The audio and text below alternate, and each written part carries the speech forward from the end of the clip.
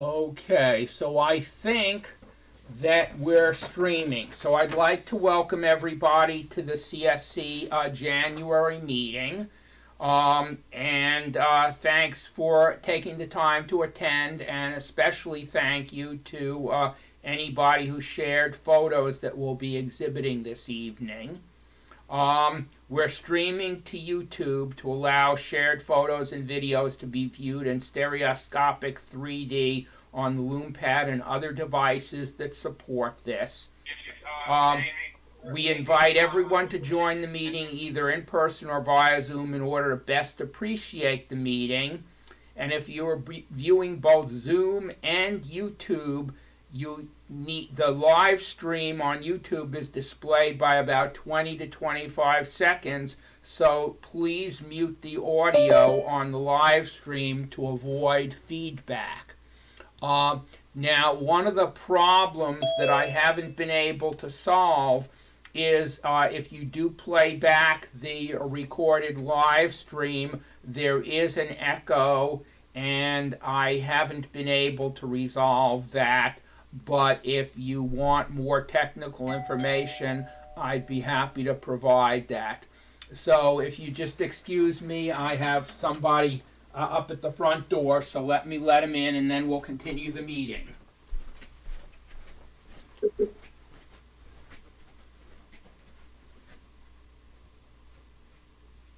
Herb's doing it all tonight. Yep. Hello, everyone. That sounds Hello. Lee. Hi, Lee. Hello, Jim here.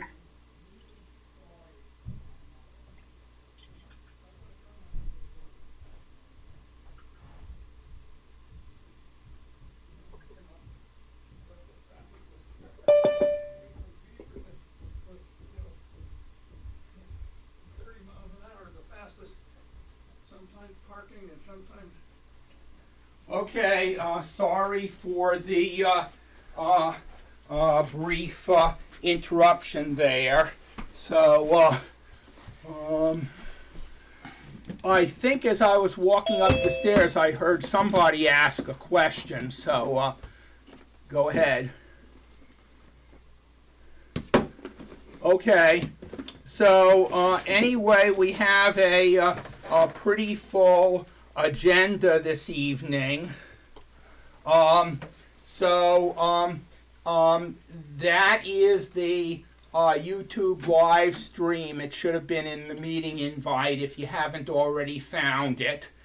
The first thing I'd like to mention is that we're working on a 30th anniversary booklet, and it has, it's going to be a full color booklet. There will be, each person can have up to 4 pages of information, photos and information. It's open to anybody who's a member of the club.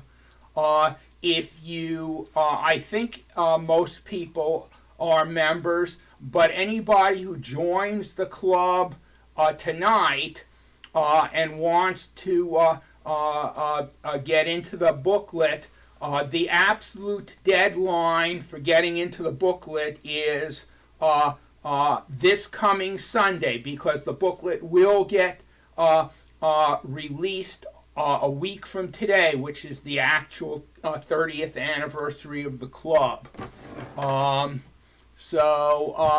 I'm not sure if there are any questions. If there are, I'd be happy to answer them.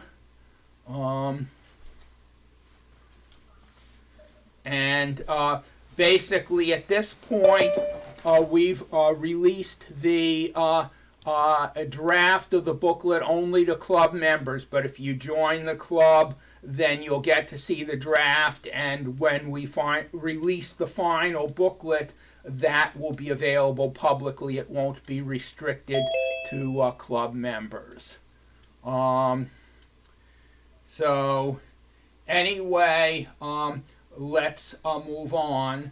what we will do is begin by sharing the theme images, and this, if you have a Lume Pad or other device that's capable of 3D, these should show up in side-by-side half width, and you should be able to view them in 3D.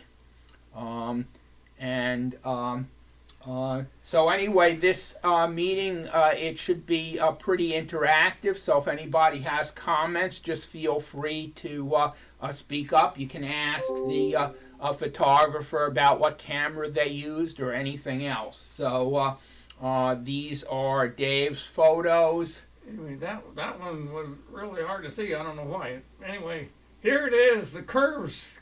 As a matter of fact, that one train on the left was just a vacant tunnel.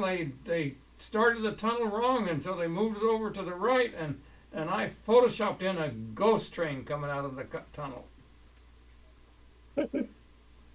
Here's what's it called? Some arch, I can't remember the name of the arch in Arches Monument, and that's a curve up there if I ever saw a curve. And here's a curve at the state, I think it's Portland Museum or Portland Library or something. I thought that was really curvy, the bottom of that stair arm. Here's a pendulum. You can't see it. I should have shown more of it, but anyway, it's kind of curvy, and you can see me taking the picture right there in the very middle. That little spot is me holding my camera up taking a picture. There's some more curves. This is what's called Da Vinci days, and those things were supposed to go down the street, through some mud, across the river, and this one was the roundest one, so I took this picture of that guy running his vehicle. And did they actually all make it? This one didn't. It wouldn't float, and he got scared and bailed out before it floated down the river. But all the rest of them went through the mud and the river and the street and everything, yeah. Hey, Herb, are we supposed to be seeing these on the Zoom? Essentially there are two ways that you should be able to view it. The first way is if you go to the Stereoscopic rooms, you should be able to see it on the Stereoscopic rooms, or you should be able to see it on the YouTube live stream. I'm not actually sharing my screen. So this is really the same way we've done it in the past. So I guess it's been a couple months since the last meeting. So do you have a way to get to either Stereoscopic rooms or the YouTube live stream? Yes. Last month you shared them though, in the last meeting.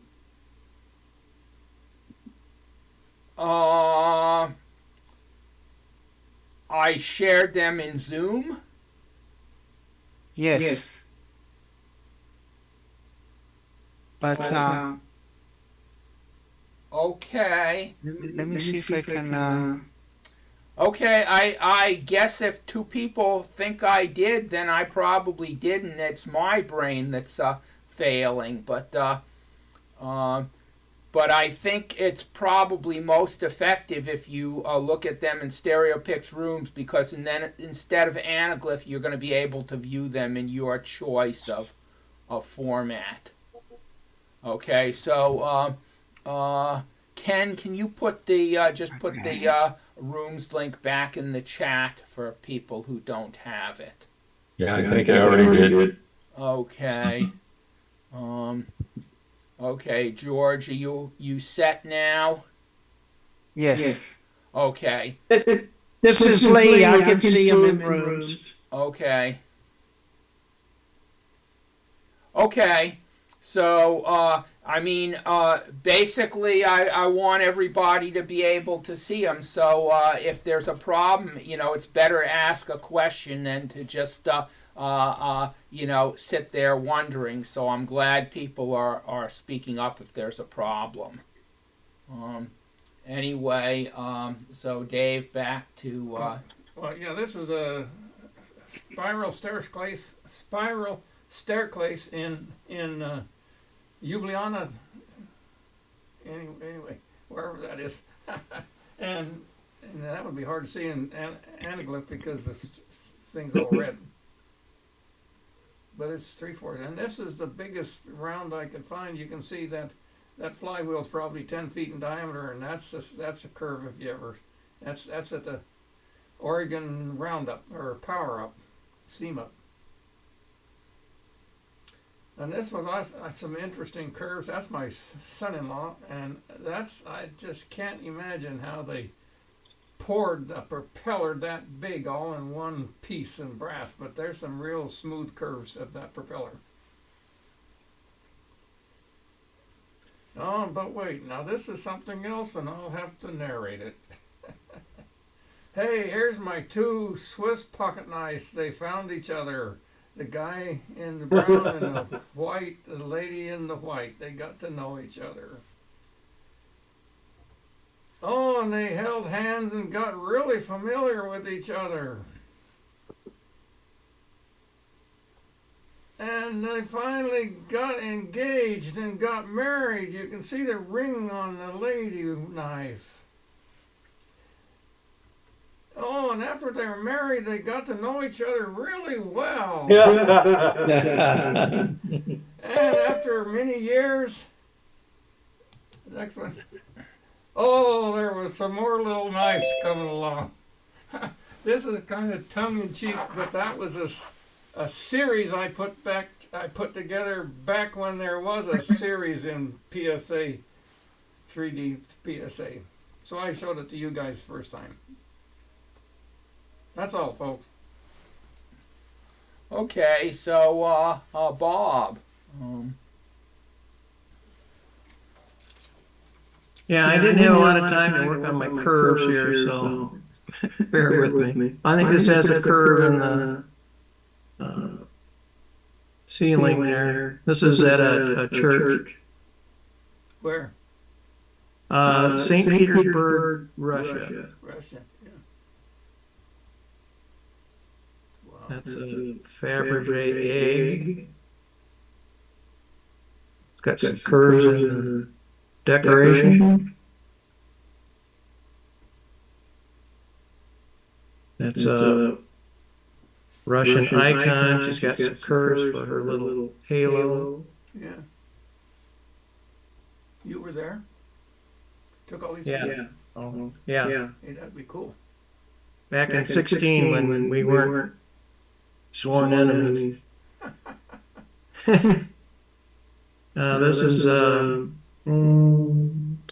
the Hermitage Museum in St. Petersburg.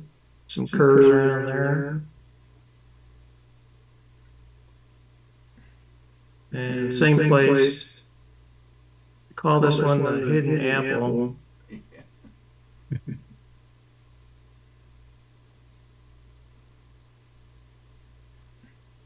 Okay, so Jim. Can you hear me? Yes, we can. Oh, good. Yeah, this is at the Scandinavian Center at Pacific Lutheran University south of Tacoma. And this is supposed to represent a Viking ship.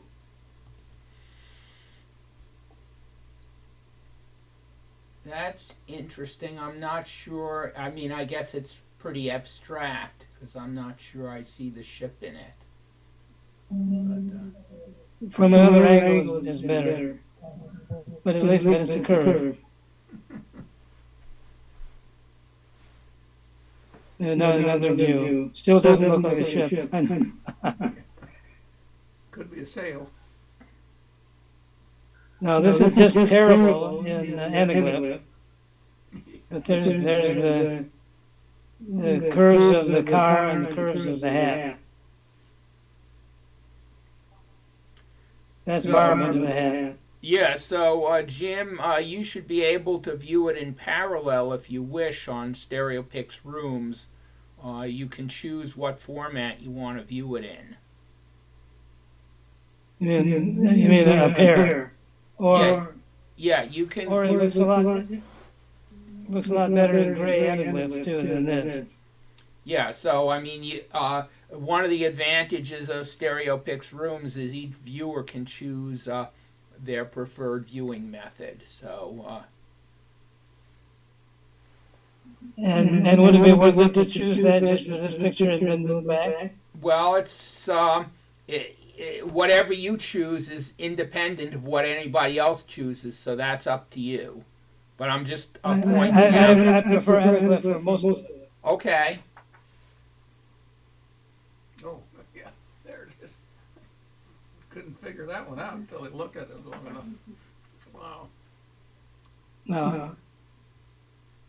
No, I lost it. I don't see anything. That's the side of your car with Back to the car. Okay. it's the black one. Yeah. Well, no, that's a pattern that's painted into the car. And the lady who owns the car is a jet pilot, or was, and I can't remember just what the picture is, but it has nice curves in it. Yes. And it appears to be floating above the car, doesn't it? It does. Yeah.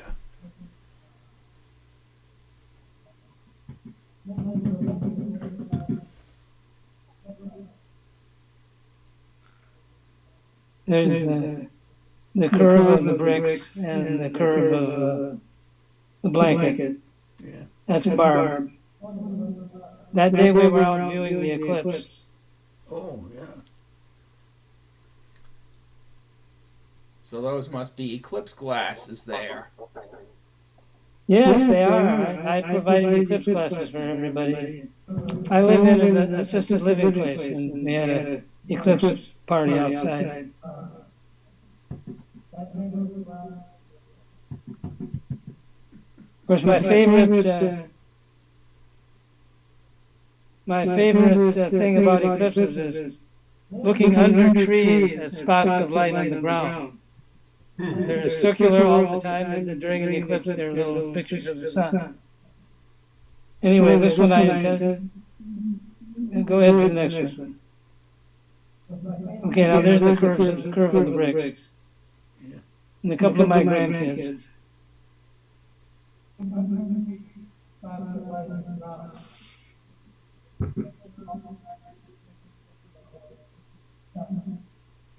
Now this was an exhibit at OMSI about orchids. And this artwork was at the entrance. A lot of curves. Yeah.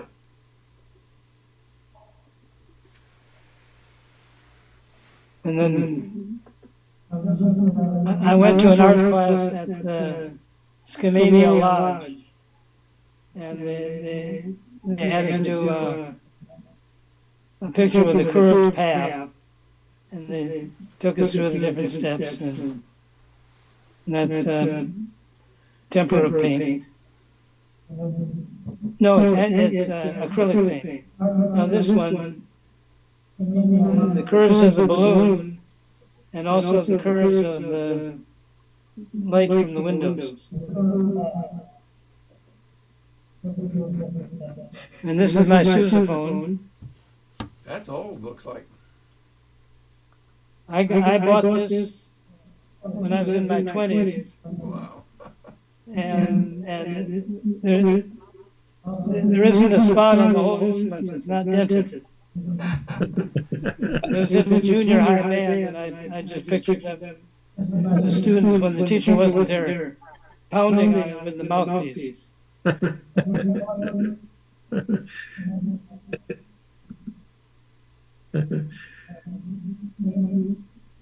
And there's the curve of the opening of the tissue box. And I hope the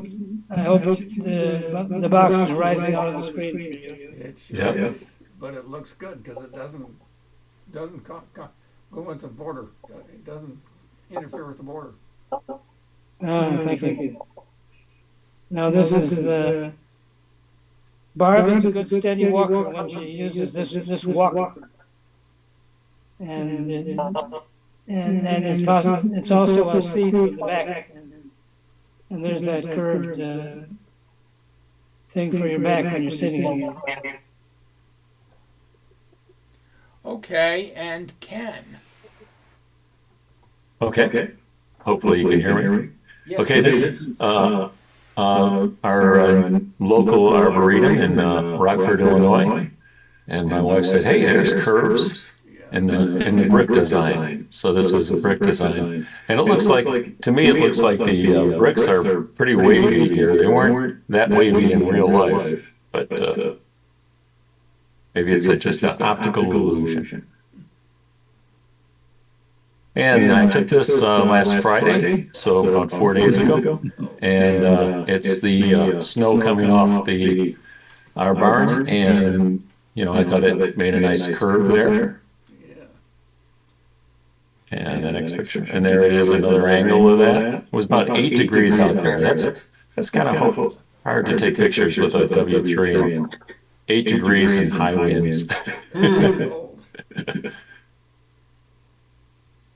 And this was taken about 2 years ago. Some snow that drifted off I think the wind made these nice curves. And there's another view, another drifting. How long did that stay there? Looked like it's about ready to fall. It was there for a few days. Wow. And this is Jessica Rabbit, a little figurine from Walt Disney World. And her tagline is, "I'm not bad, I'm just drawn that way."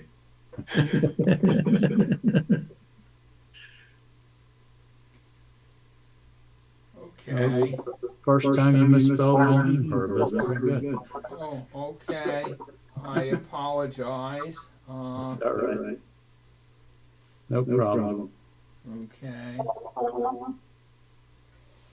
Okay, I guess you can tell where my mind goes when you say the word curves. These are some figurines my wife collects, and these pictures were taken with the Lume Pad 1, which is the best close-up camera that I have.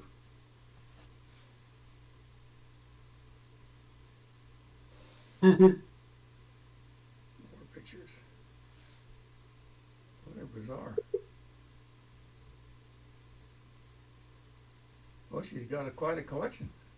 Yeah.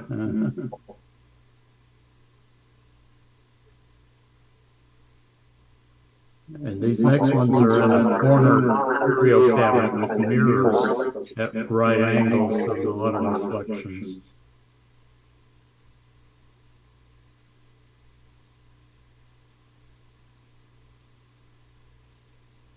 Interesting choice for a collection.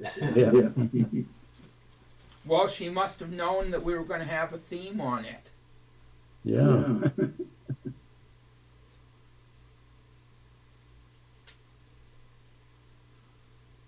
Some Christmas ornaments.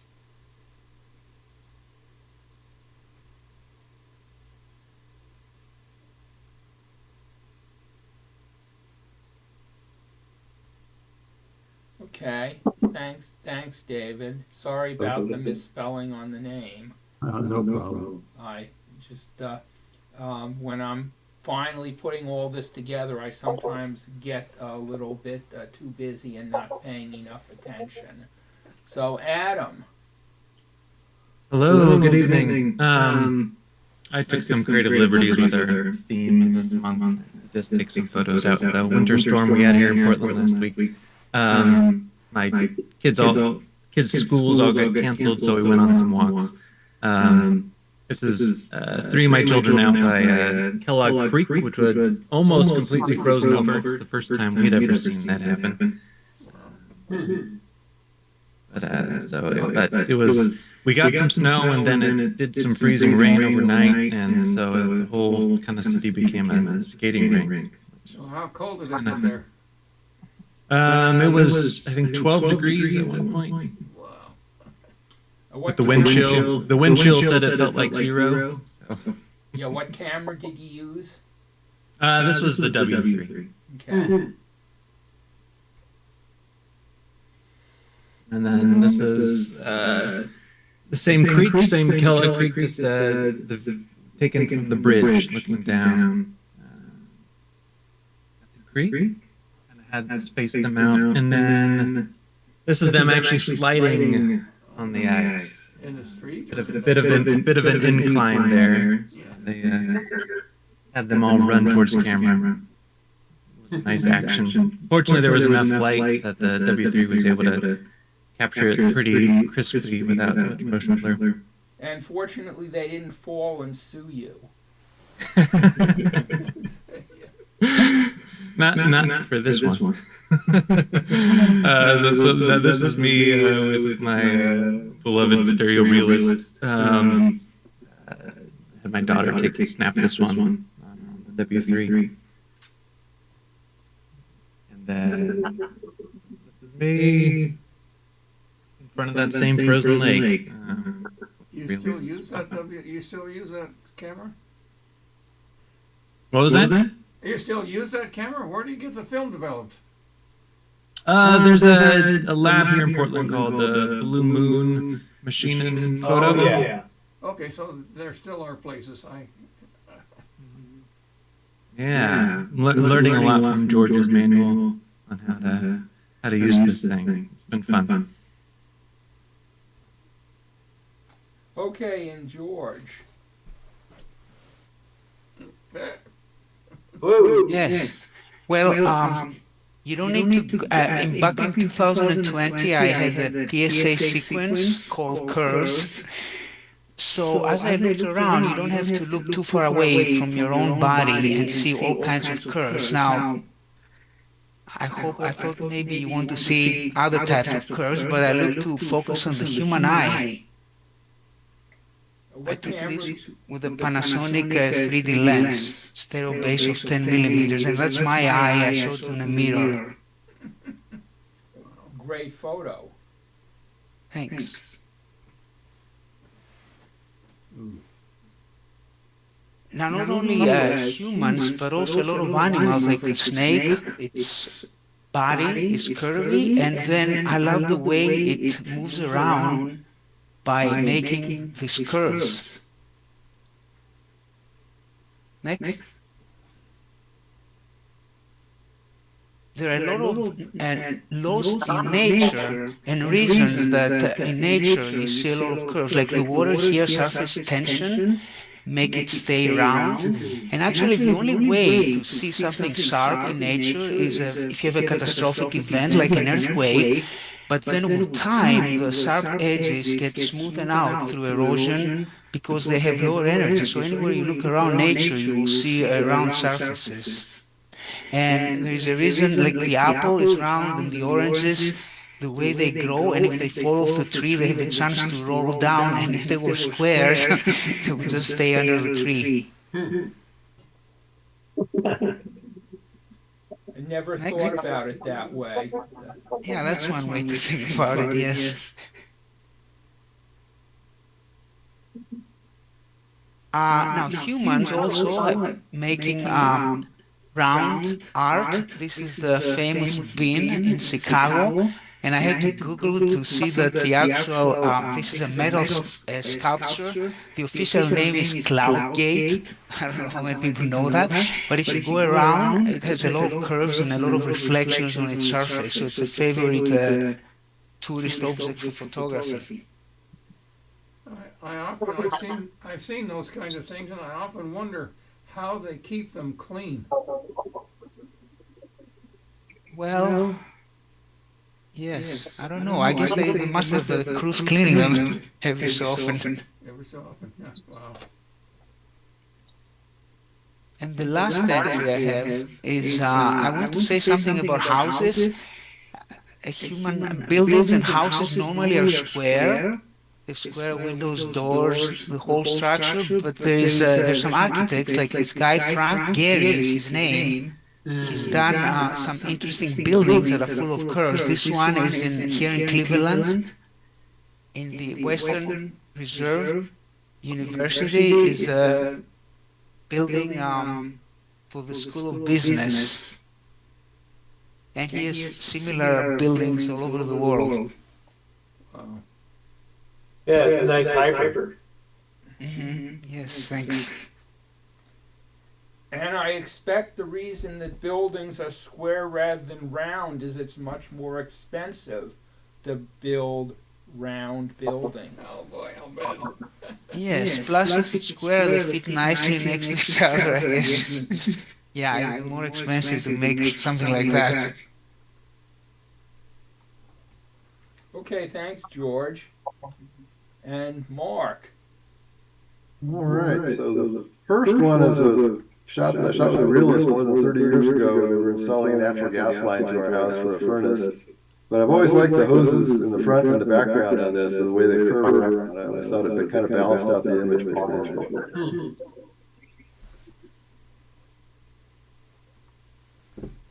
And this is in Death Valley. I forget what the formation is called here, but it's a whole plateau with these odd little curved structures, almost like a beehive, but they're not quite so geometric as a beehive. They're pretty irregular. But all the way back to the hills there, it's the same pattern.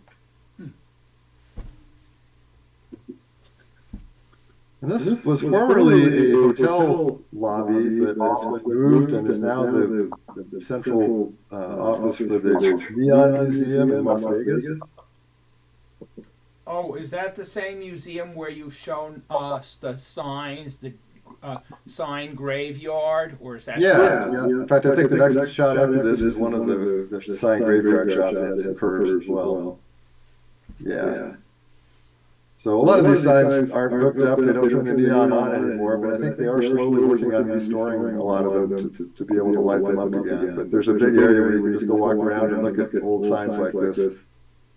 And it seemed like a pretty good subject for 3D photography back in there. Oh, yeah. And over at the beach in Oregon here, there was a guy one time blowing these giant bubbles at sunset here. So I stood around and took more pictures than I should have probably of him. But there's some nice curves in his bubble sculptures here. Wow. Boy, look at that. I guess he was moving the wands around to make it go all different shapes. Yeah, and then it was a little breezy, so the wind helped to create the bubbles and blow them around. Yeah.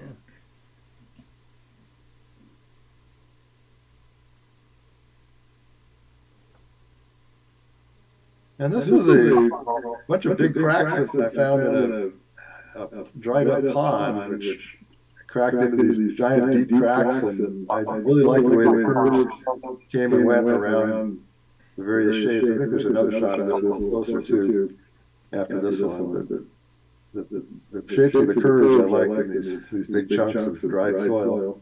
How deep were they? Do you have any idea? It probably went down a foot or so at least. Wow. Yeah, what's interesting is how straight the walls are of those things. Yeah. Yeah. Kind of a fractal.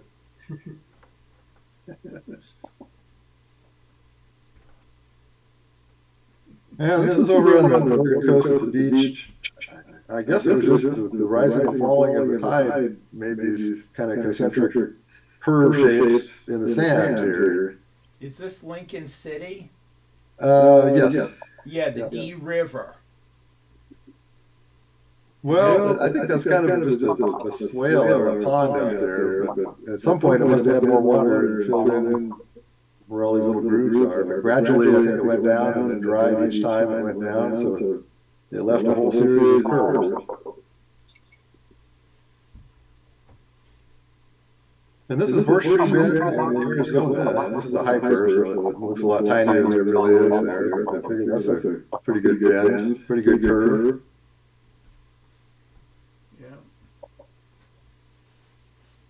And some Chihuly glass. They had an exhibit in Phoenix area at an arboretum there several years back. And so this was a big sculpture outdoors, and then there's some additional pictures coming up here of some inside, some simpler shots, simpler pieces that he had made. all of which have quite a few different curves.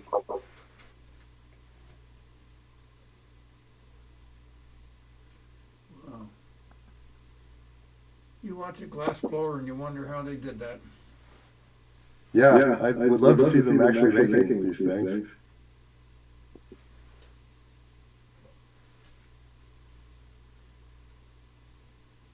You know, I read a deal some years ago that Chaluli lost sight in one eye, so he has to rely on assistants a lot to kind of handle the glass. I heard that too. Yeah, he lacks depth perception, and it's just kind of dangerous. Yeah. You can watch him do his work up at the museum in Tacoma. Mm-hmm.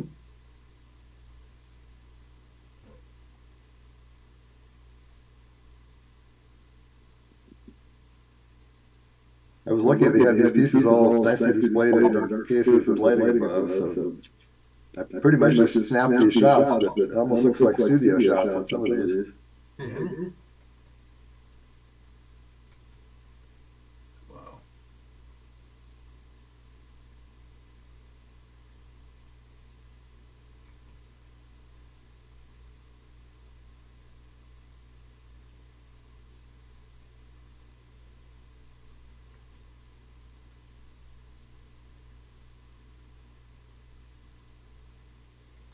The colors on that are very interesting because the inside colors and the outside colors are different.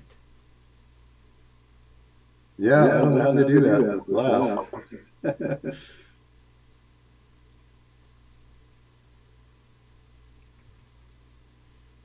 Oh, then I threw a few fireworks shot in at the end here, one of Herb's fireworks shows. These were made by a pair of two-dimensional cameras on tripods, probably 15 and 20 feet apart. Plenty of curves in these. Yep.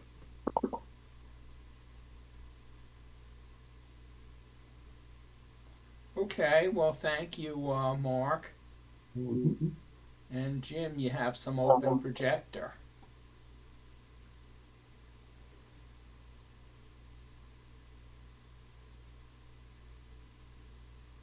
Okay.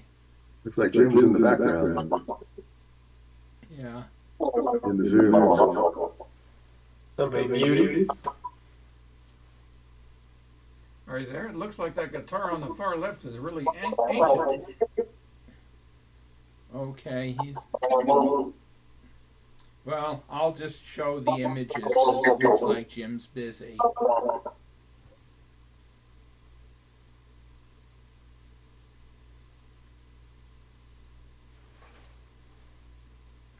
It seems like these fit in with curves too, but I'm not sure why I separated these into open projector, but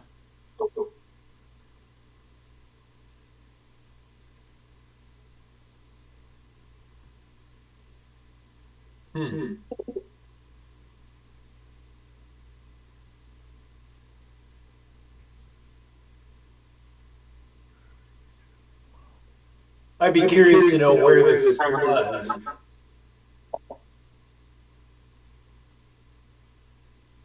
I'd be curious to see how they play in town. That's got that one on the left got 7 strings. now it must be the eclipse again. This must be the eclipse several years ago because this eclipse was overcast.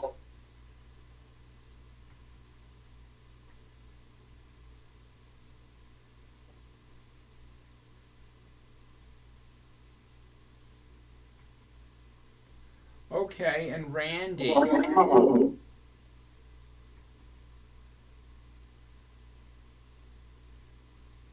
Randy, you muted. Randy,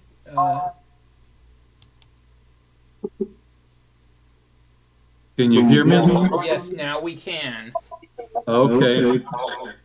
I haven't been on here for a while, so I had to remember what to do. That's just a Christmas shot that I thought I would share to show a little bit of what we do in Kentucky.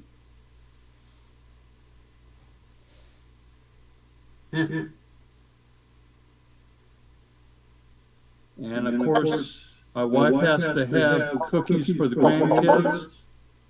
And they were good.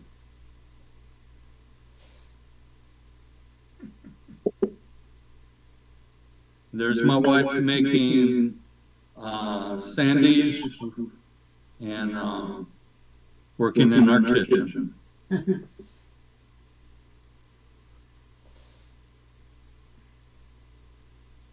And of course, being able to sit by the fireplace is always a good thing when the weather gets cold in Kentucky. Just thought I'd share a little bit of my life. Okay, well, thank you, Randy. Nice. Yeah. And so, Adam, you have some open projector. Yeah, so these were kind of a fun experiment I did last year with my daughter for her senior portraits when she was graduating high school. She and I sat down and generated a series of backgrounds using Midjourney, the AI image generator, and then lit her in front of a blue screen to match her for each scene, and then put the composites together. And then I ran the finished composites through the LeiaPix 2D to 3D converter. They turned out pretty fun. I just wanted to share them with you guys. Wow, that's pretty good. Did she like it? Yeah, I tried to give her as much kind of creative control over the process as possible. So she kind of dictated all the commands and the prompts for the images, and then she picked her wardrobes and kind of got final approval on everything. So she was really excited.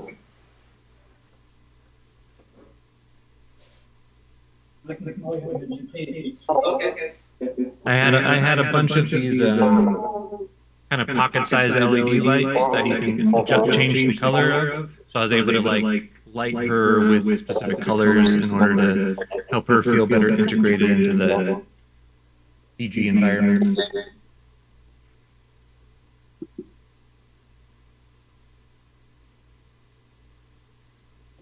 It's interesting. Very interesting.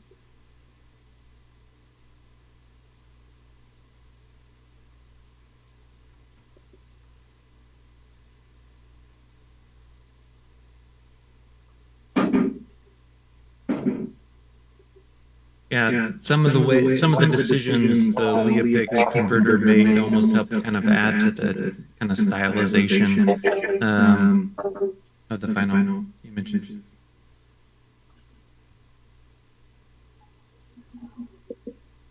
A suggestion that we might, I think we know where that background noise is coming from. Maybe we could mute that person. Well, I can just mute everyone, and then people can unmute. Let me mute all. And then if you want to talk, just unmute yourself. Everybody can unmute themselves, and hopefully that'll eliminate the background noise. Thanks, Gary. So, Adam, you can unmute yourself and... Yeah, this one, was one of the more kind of abstract ones in the bunch. But, Adam, did you use LeiaPix on each 2D image separately and then combine them, or did you put them together and then use LeiaPix? I did. I finalized the composites, and then put because I didn't take the photos in 3D, so I just put the final composites through the converter to get the.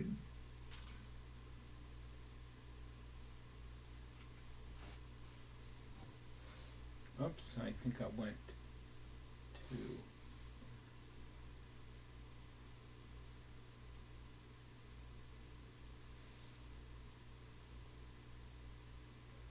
I don't really have any more commentary on it, but if anyone has any more questions about the process, I'd be happy to answer.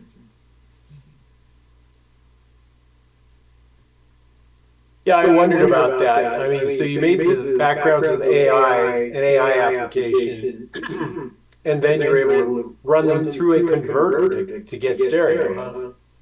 Yeah. So I generated the AI backdrops and then did a photo shoot with my daughter, lighting her to each of the AI generated scenes. Then hopped into Adobe After Effects, which is basically the version of Photoshop I prefer, to integrate her into these CG environments, and then rendered those out and then ran it through LeiaStream converter to create the 3D depth. Wow.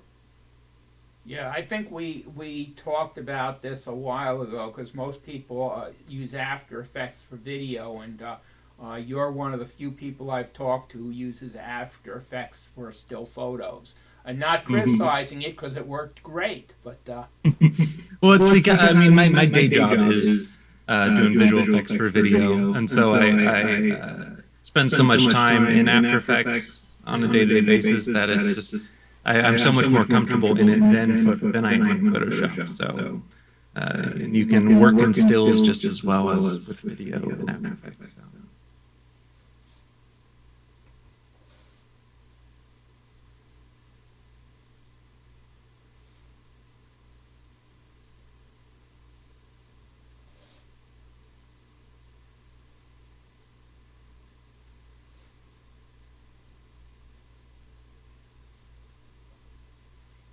So does she share the 3D, or did she just want the 2D and then you just did the 3D for yourself? No, we actually I have a couple of them here on my desk. We just made 2D like coaster prints of the 2D versions, and then I did the 3D versions just for my own enjoyment. She doesn't really care too much about 3D. Yeah, Breaks my heart. These spoiled kids who just don't appreciate what their parents do. I have to like twist everyone's arm to let me put in the 3D Blu-ray when they choose to watch a movie that I know is in my 3D library. I'm like, please, can we watch it in 3D? They just get annoyed wearing the glasses. Yeah, well, and then David has a problem with his wife who doesn't even like 3D, so it's not just his kids. Yeah. She gets mad every time I take a picture of her birthday flowers. They're her flowers, not mine. Well.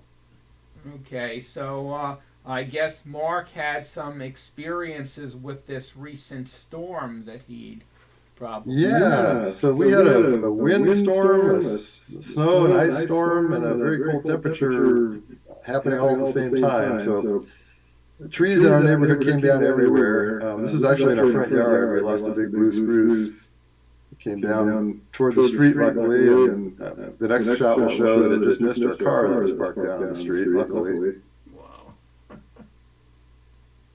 So that was the root of the thing, or just half of the root base? Well, that looked like that was the branch. Oh, yeah, this is where the trunk was in the ground, and then the car was at the other end of it. So the tip of the tree. But part of that hanging down is part of the root base? I don't know. That's all right.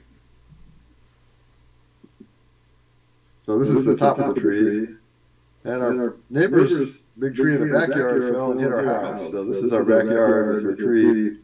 It punctured the roof in about 4 places, and it came all the way through the ceiling in one spot. So not fun. But I thought, well, there's probably some other interesting 3D out there. So I went out for several walks since we couldn't get out of the driveway, we couldn't go anywhere. The power was out.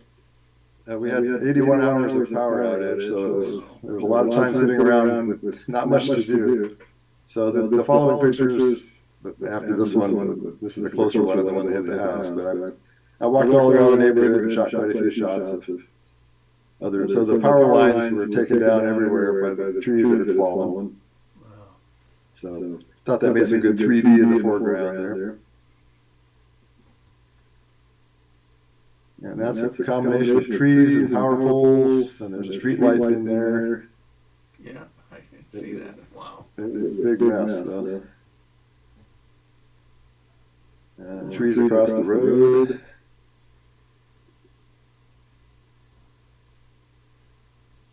That big tree came down and took down some lines there.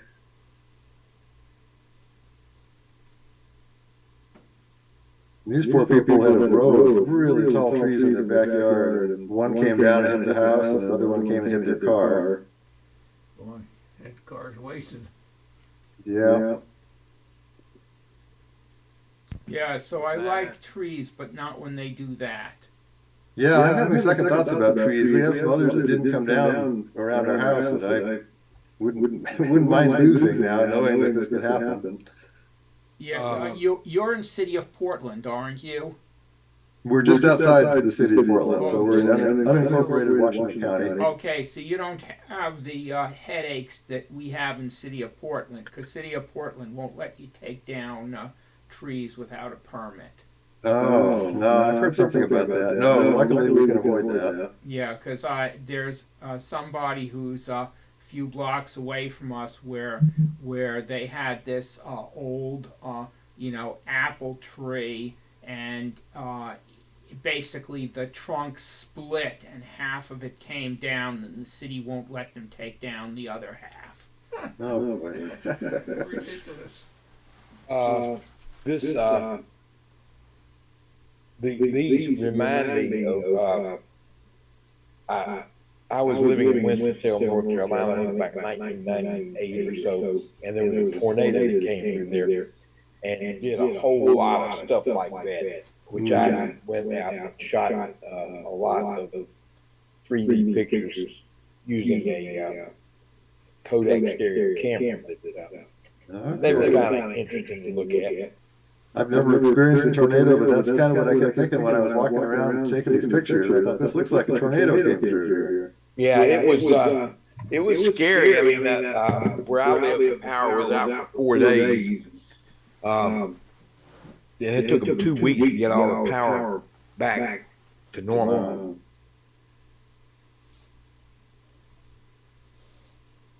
Yeah, so this tree fell across these people's driveway, and then another tree hit that carport in the back and flattened it down too.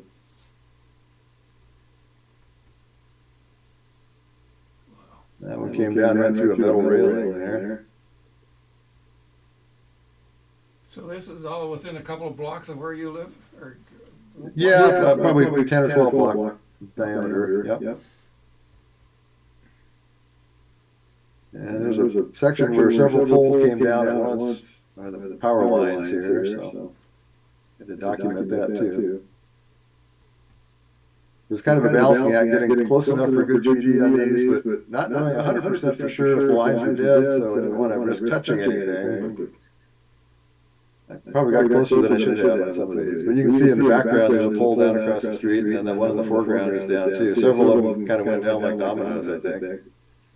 So the wind blew down the power poles, or the trees knocked down the wires which pulled down the power poles? I'm not sure what started it. If it was the wind or the trees, or maybe at the same time, both together.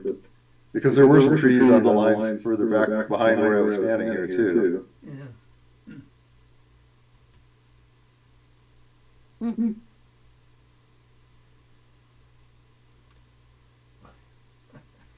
Power system is non-functional, boy, that looks terrible. Yeah, I wouldn't have gotten as close as you did to that. Yeah, this is my favorite one here, with the part of the pole floating in the air. Works especially good in 3D. You wonder what broke it off. I mean, wow. Tension on the wires pulling off. Yeah. Huh. Boy. Oh. Yeah, these poor people. I got a couple shots of this car. That was a pretty big log that went across that.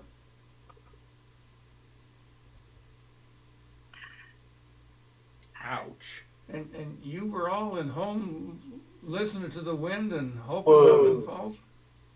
Yeah, we were in the living room when the tree hit our house. It was a big crack, louder than I could imagine. But yeah, after it after pretty much it all happened, all the trees were down, it seemed, then I thought, I better go out and document some of this.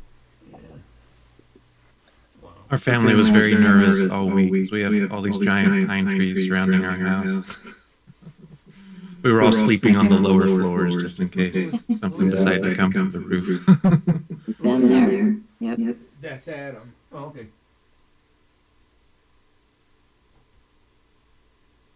This is a garden shed in somebody's yard, and the tree right next to it tipped, and the root ball flew up and lifted the entire shed, split it kind of in half, and lifted this end of it up off the ground. Wow. Better the shed than a house. That's true. Yep. And more lines out in the street here. Well, you can see why it took so long. Yeah. The crews definitely had total rebuilding to do in some areas. The poles and everything were down. So, Mark, you're forgiven for missing the board meeting. Okay. Our power was out for quite a few days there. So. And then it finally came back on, and our internet wasn't working, even though we had lights at least. So here's another root ball that popped up and destroyed this fence that was right there. I made it all the way to Thursday before my power went out. Oh. Yeah, ours went out Saturday. I think this is the last shot. That monster-sized tree landed right on that poor house there. So I was annoyed that our house got hit by a tree, but after seeing pictures like this, I thought, I guess it could have been a whole lot worse for us. We got some punctures in the roof, but no major structural damage like these guys have now. So how long is it going to take for somebody to get out and do repairs? Well, I haven't even talked to contractors yet. We've been dealing with the insurance company, and I've talked to a few tree companies just to try and get the trees cleaned up and removed. And because the whole neighborhood's like this, it's a long wait even to get a tree person out. Yeah, but you don't want water to be penetrating the house where there's holes in the roof and do more. No, well, I went out and got some roof patch and patched them all up, so it doesn't look pretty, but it's keeping the water out at least. Oh, good. I think we'll be okay even during the rain, but we'll definitely have to have some construction people out to fix it permanently though. You don't want to blue tarp everything? Oh, Herb, this is one of my exhibition judging photos for the ISCC. Did that come through? Maybe I shouldn't have you advance ahead in case the other three are in here too. I thought they were, let me just. This was the last one I submitted for open, so if there's anything beyond this, go ahead and skip over it. Okay, there should have been a, just don't say anything, because I thought that, that there would have been a slide before the, I guess these are, I don't know, there should have been a slide with information on, how to set up for the judging. But anyway, so let me just put the information in. So actually this is because let me see if I can find that slide, because I don't understand why. I guess I screwed things up. It's been too long since I've done the meeting. And I put the information in the chat. So yeah, okay. So there must have been a slide somewhere because you found it. So thank you, Ken. So the slide must have just been out of place, but I don't know where it was. So let me just talk a little bit about what we do. So basically, for selecting images for the ISCC, anybody who's attending the meeting is permitted to enter scores for the images. And so if you want to, you can use either a web browser or on your computer, a mobile phone, tablet, whatever you wish. If you don't wish to participate in the judging, that's fine. there's not a particular limit of 3 judges. The reason we do this is to basically encourage more participation, and people, by doing that, can actually learn some of the things that constitute good images. Because, for example, if you entered a score that was low, and then you saw the other scores are much higher, you know, it helps you build some judging skill.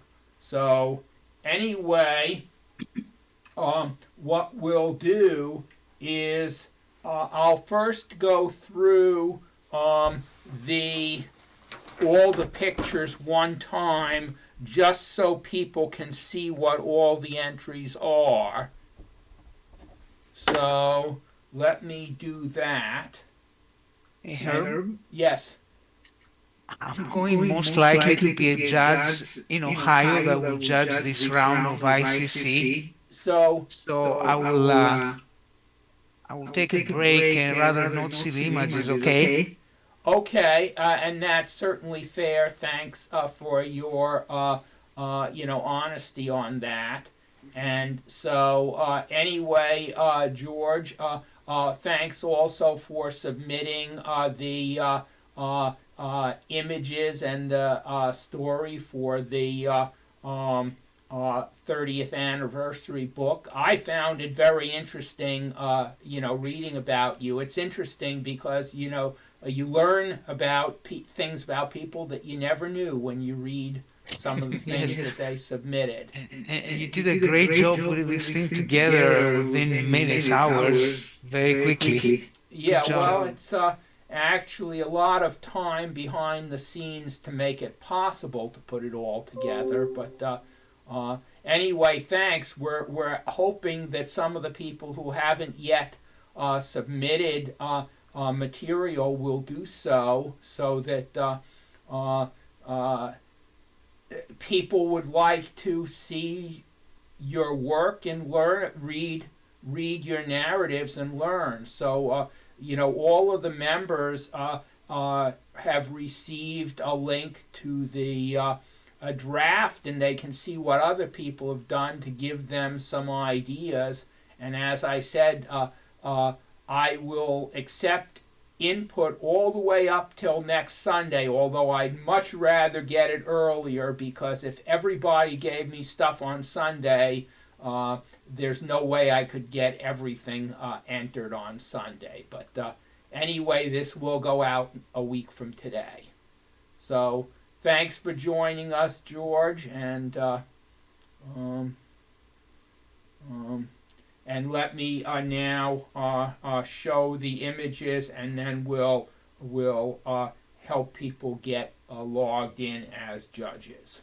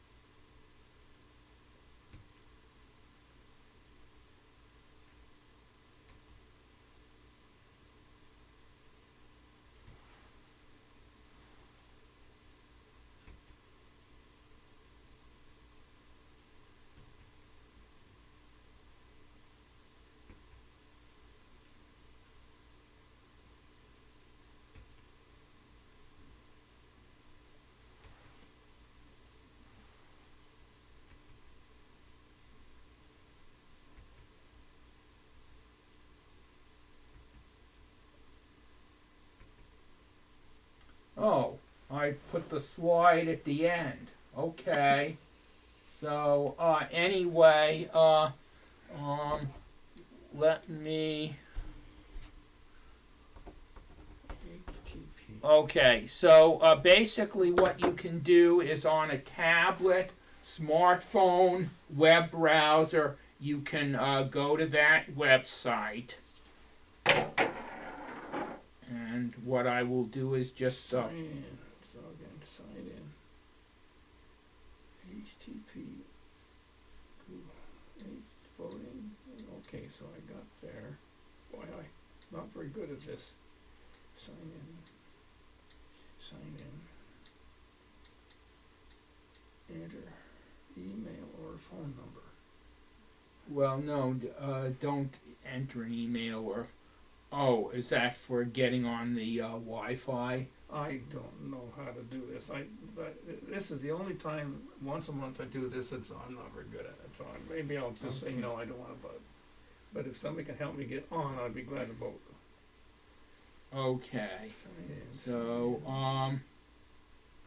basically, I have Ken is Judge 1, Matt is Judge 2, Bob is Judge 3, Mark is Judge 4, Gary is Judge 5, and David Ledoux as Judge 6. Does anybody else want to participate in the judging? HTTP. I'll give more time if anybody wants to. Herb, it sounded like David wanted to be the judge. Could you help him get on your Wi-Fi there, maybe? So why did you say I was number 6 or somebody else? No, that was the other David. Okay, I don't know how to do this. So if you know how to do this, I've got to judging.org. If you want to just.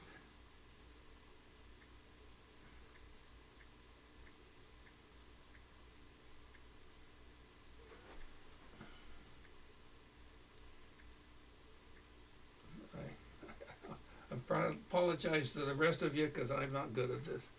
Okay.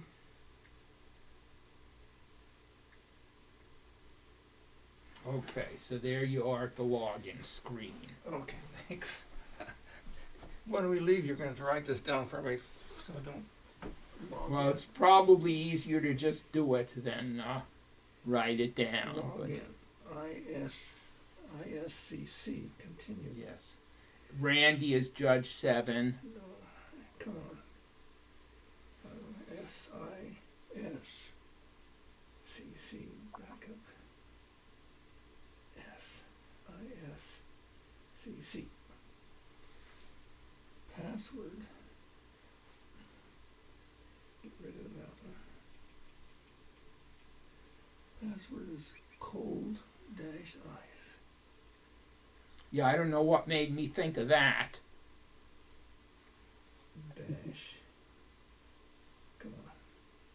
Dash. Oh, come on, not X. I'm not very good at this. Dash. Darn. You want me to do it for you, David? Let's see if this works. Name. I'll play D. Allen.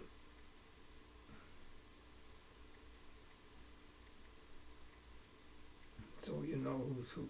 Okay. Submit. Did it work? Yes, it did. You're Judge 9 and Taya is Judge 8. And what I'm going to do is I'm going to go back to the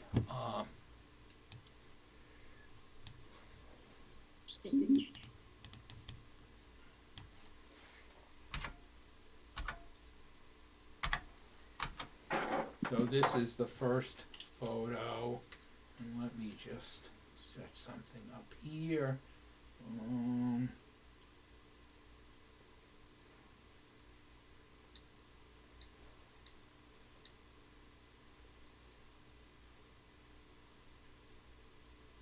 Okay, so what I'm going to do is people should be able to now enter a score from 1 to 99 for the first photo. Come on. Oh, come on.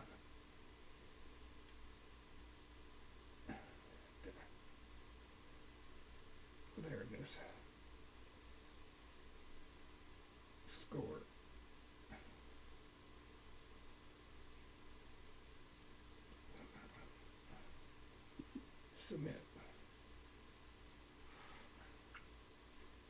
And I think, Gary, we're waiting for you. Oh, I just got a score from you. So the median score on this was 80. And let me go on to the next image.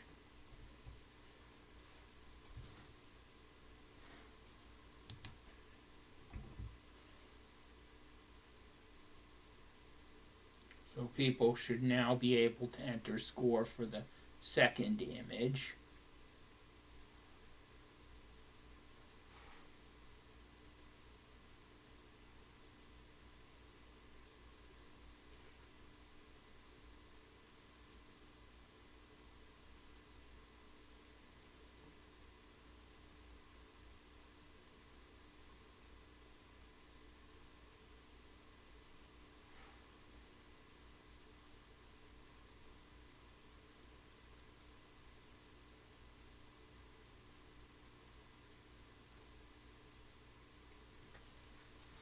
I think I tapped something on my phone, and I don't know if I'm still got it. Yeah, so let me see. I got disconnected. Oh, okay. Yeah, so can you log in again, or are you just... Yeah, sure. We will log in again. Thank you, technology. Let's see. So HTTP. Yeah, you can just say voting.3dpdx.org. You probably don't need the HTTP. All right.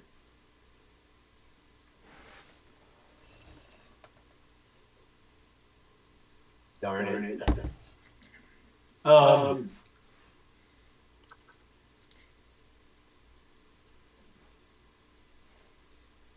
me that again, Herb. Voting what? Voting.3dpdx.org.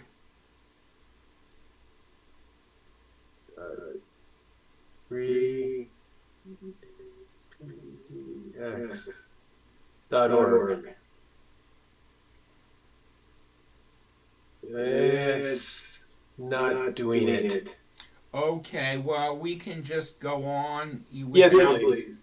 Okay, so the median on this one is 79, and let me.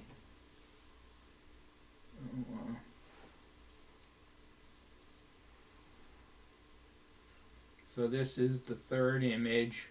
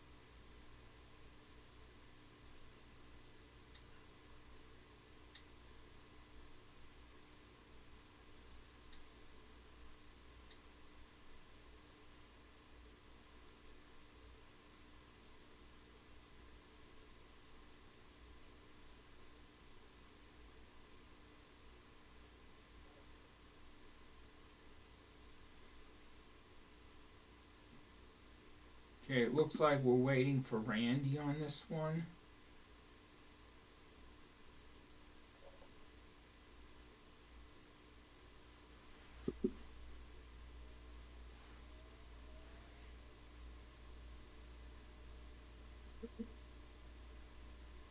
Okay, so the median on this is 75.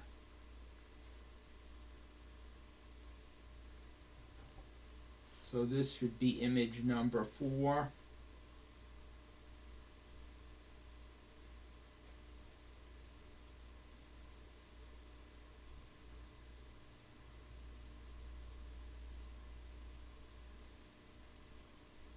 Oh, there it goes.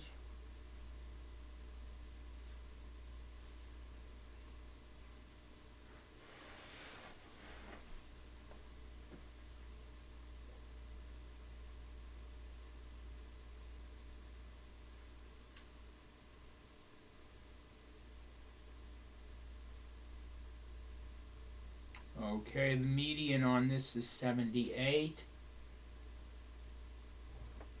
This is image number 5.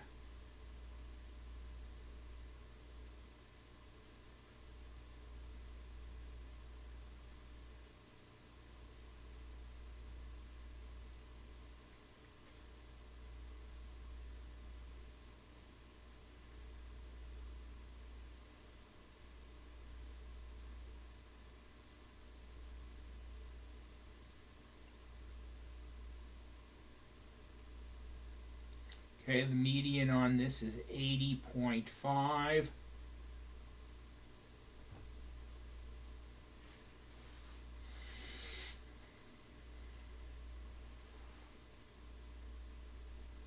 And this is image number 6.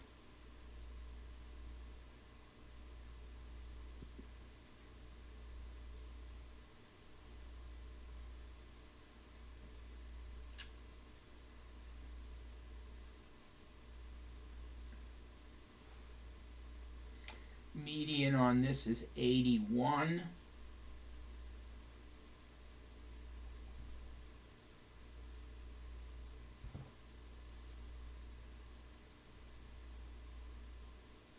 This is image number 7.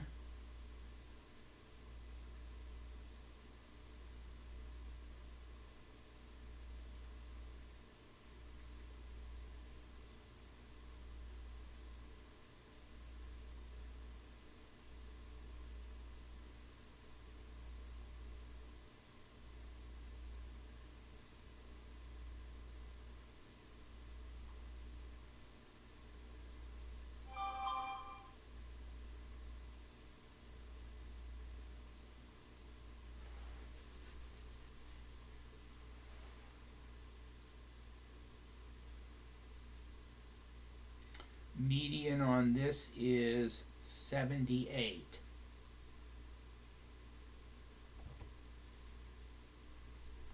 This is image number 8.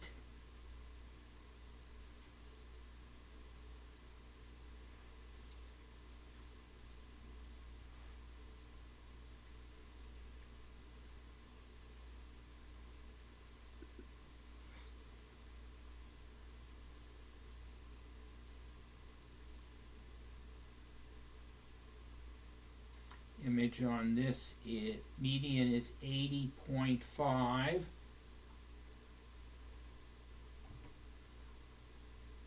And this is image number 9.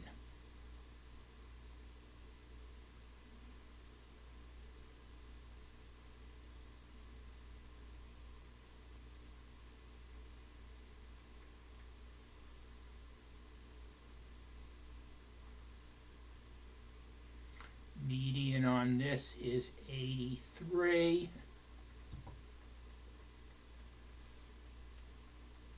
This is image number 10.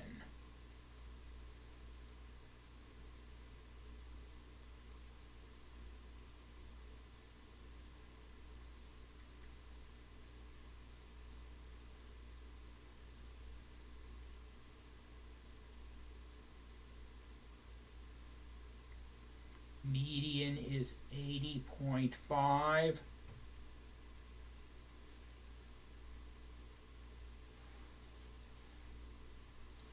This is image number 11.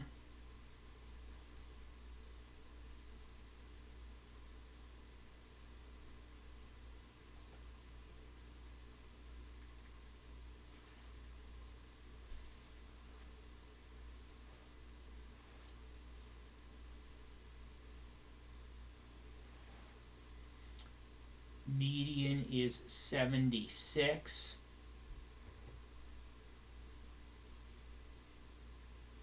This is image number 12.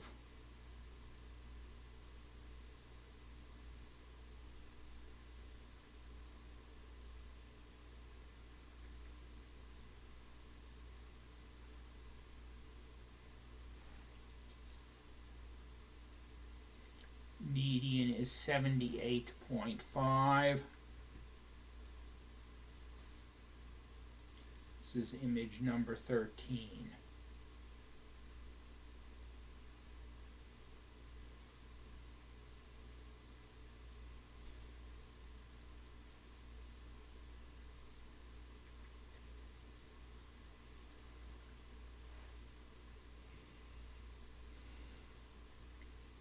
Median is 80.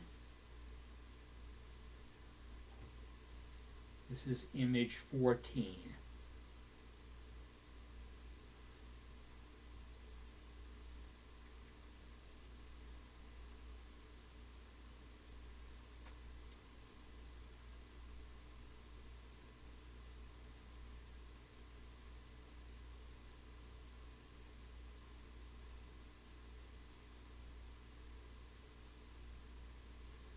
Median is 78.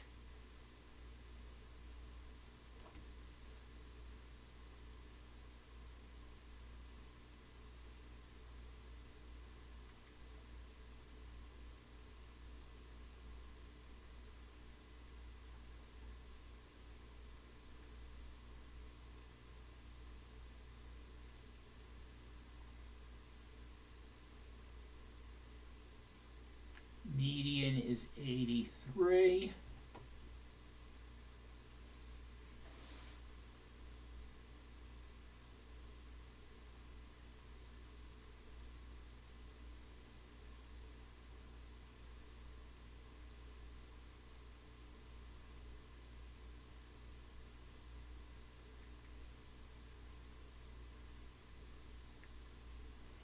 Median is 71.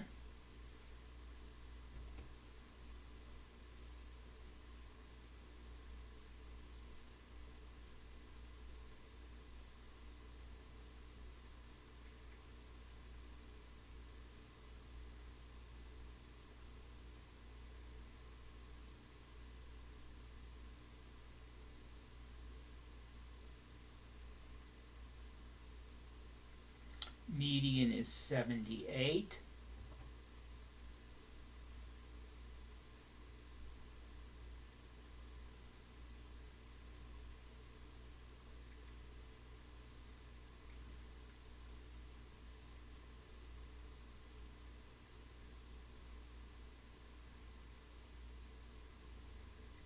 Median is 82.5.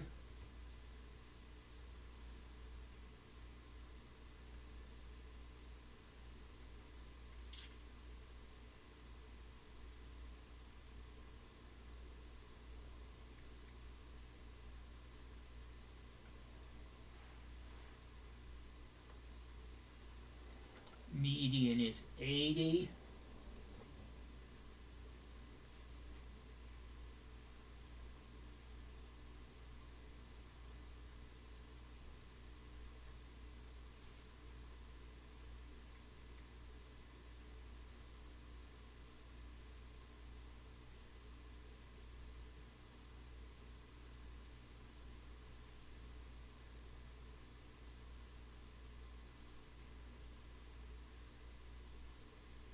And medium is 83.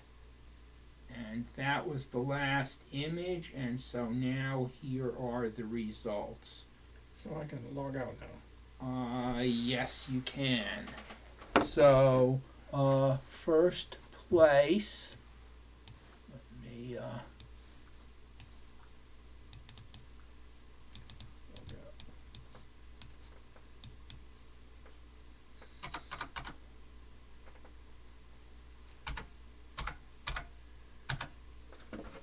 this is Oregon Coast by Mark Wilkie. So that was the first place. Next one.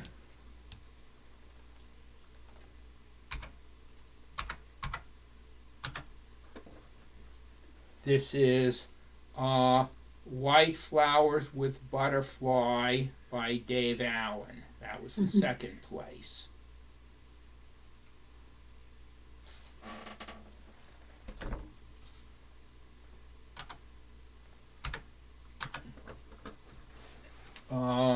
Third place was Violin Bridge 1 by Dave Allen.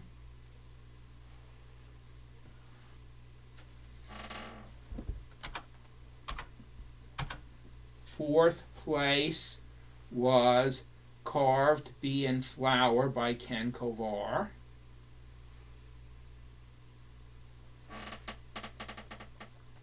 Fifth place, was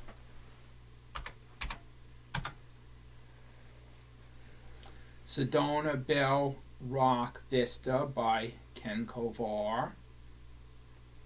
And so since we can only have a maximum of 2 photos by any one photographer when we're submitting to ISCC, then actually what would have been 6th place was,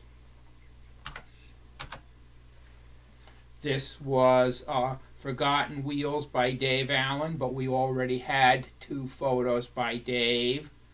And the next one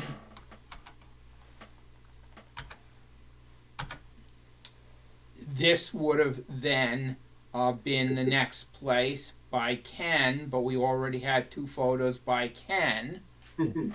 So the last one of our 6,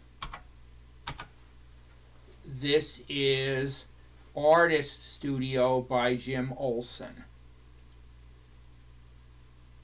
And so those are the 6 photos that we will be submitting to the ISCC.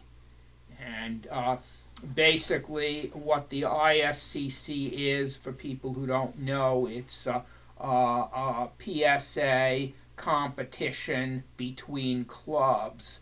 So basically CSC is competing with other clubs for, you know, the best photos.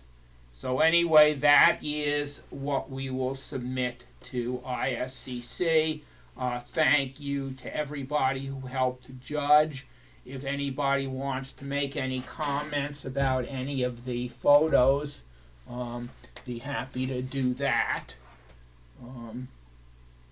You know, the comment on those 2 photos with the funny guy with the big white eyes, I don't know what their names were. They were just hard to look at, and I had to blink and I don't know why. Anybody else know why? I think there was too much parallax in at least one of those, maybe both of them. That was my impression. Yeah, okay, so Yeah. just, okay, so too Yeah. much. Yeah, that would make it hard to look Yeah. at. So certainly it's a good idea for anybody who's submitting photos to look at them on a larger display if you have a larger display available. One of the things that I would like to say is the advantage of submitting photos to these competitions is you don't have to be embarrassed, because if your photo isn't selected, I'm not going to announce who submitted it. And so you can just pretend, oh, that wasn't mine. I don't know who submitted such a terrible photo. And you can learn from it, because it's an opportunity to see how there's no entry fee. So it's an opportunity for you to learn how your photos compare with other photos without being embarrassed. Anyway, moving on. And if you have too much parallax, remember the rule of 30. Don't get any closer than 30 times the interocular distance of your camera. Yeah. David, I liked your wheel photo. I did too. Really good. That was very nice. And I thought for sure the violin one was Dr. T, but it was David again. I took that picture because we had a club selection of bridges, and there's a bridge, but it made a good picture, not only because it had a bridge, but anyway, thank you. Yeah, that's the one that was really hard to see. So that's the problem. There's two. Yeah, there's about 8-10 inches on this funny house behind the guy. Yeah. And that's just too hard. Yeah, and so, you know, it's really upsetting sometimes. I had a beautiful close-up cat photo, and unfortunately, there was so much disparity in the background, and it could not be corrected because you have cat hair, and there's no way, at least no way that I know of, to select the cat hair out of the background. So, you know, essentially, if you didn't care that it hurt your eyes, it was a beautiful photo. But it hurt my eyes, and so basically it was just, you know, oh well, too bad. Maybe I'll get another opportunity. But can I say something about the washing machine and the cat? That was all great, except the washing machine must have been spinning, and those funny lines in the washing machine, I could never focus on them. So if you can fix that in Photoshop, that would be a pretty good image. It was just those one lines of the tub of the washing machine that was distracting. okay. I like that picture too. Well, I'll ask you to help me with that. Concept is good on that one, Yeah, but that there's was too much good. disparity there as well. Jim, if you have my email, give me an email, or I couldn't tell you how to do it in Photoshop without kind of having Photoshop, but. Well, I'm not in, I've never done anything with Photoshop. I'd love to have you So do it. you don't have any means to modify parts of your image? No. Well, there's not much you can do about it then. You know. But my son is into it a lot, so I guess he could do it. If he has Photoshop, you might just blank out those images and blank out those lines in both images, and then they won't have any problem. You see what I mean? Well, I'm not looking at the image right now, but I'll look at it. Vertical lines? Yeah, there's the line in the drum of the washing machine, the tank of the washing machine, and have him get rid of that. Okay, I'll see what I can do. Thank you for that tip.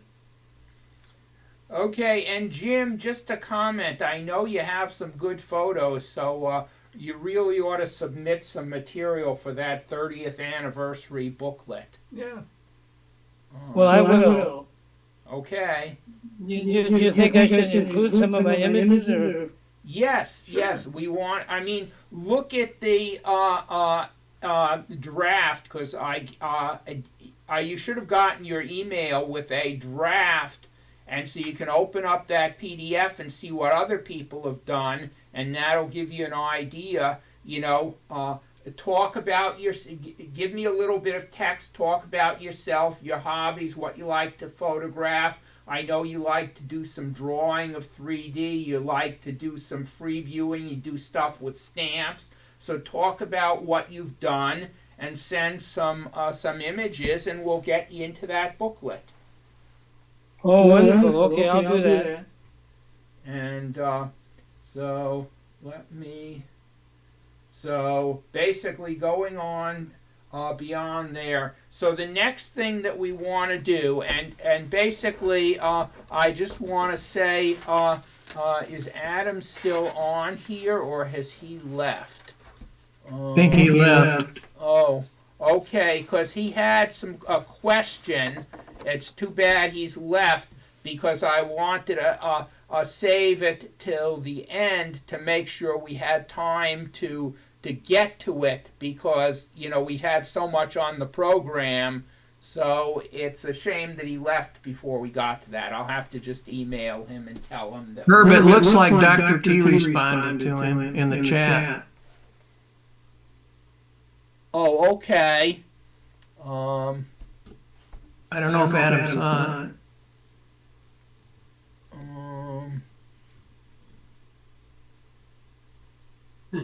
Okay, I will have to basically forward that to him by email, just to make sure that he sees that.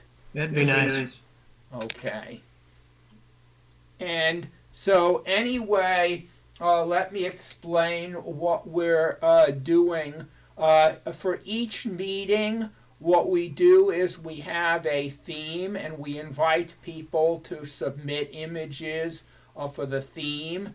And we like to have themes that give you enough room to sort of, like what is a curve? A curve can be anything. A curve might be a math score that's graded on a curve. I don't know, but basically what we use is we use the themes to just get people thinking, and so the board has nominated some candidate themes, and everybody who wishes to can vote for 3 of their favorite themes, or that you can actually, if you want, you can say, I want to cast 3 votes for this same theme because I like it so much, or you can cast your votes for 3 different themes, and I'll just go around and give everybody an opportunity to cast 3 votes, and that from that will determine the themes for some of our future meetings. So, would anyone like to go first? Yeah. This is Bob. Oops. Okay. Go ahead. I'll say energy, geometry, and symmetry. Okay. Thank you, David, and Bob. I will do parks, symmetry, and through the window. Okay. Anyone like to go next? I'll go next. I'll vote 2 of my votes for through the window, and 1 vote for geometry. Okay. Thanks, Ken. Anybody else like to go next? Yeah, I'll go ahead and go. I'll take lighting, parks, and through the window. Okay. Anyone else? Hey, this is Matt. I like architecture, seasonality, and through the window. Okay, thanks, Matt. Anyone else? This is Taya.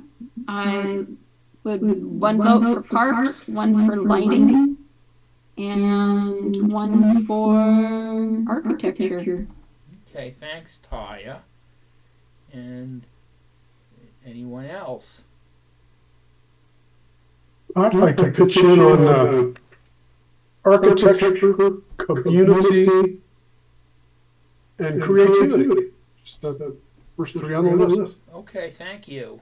And anyone else?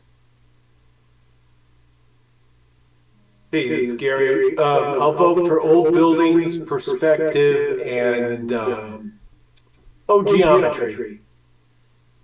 Okay, thanks, Gary. And anyone else? Yeah, this is Jim. I'll go for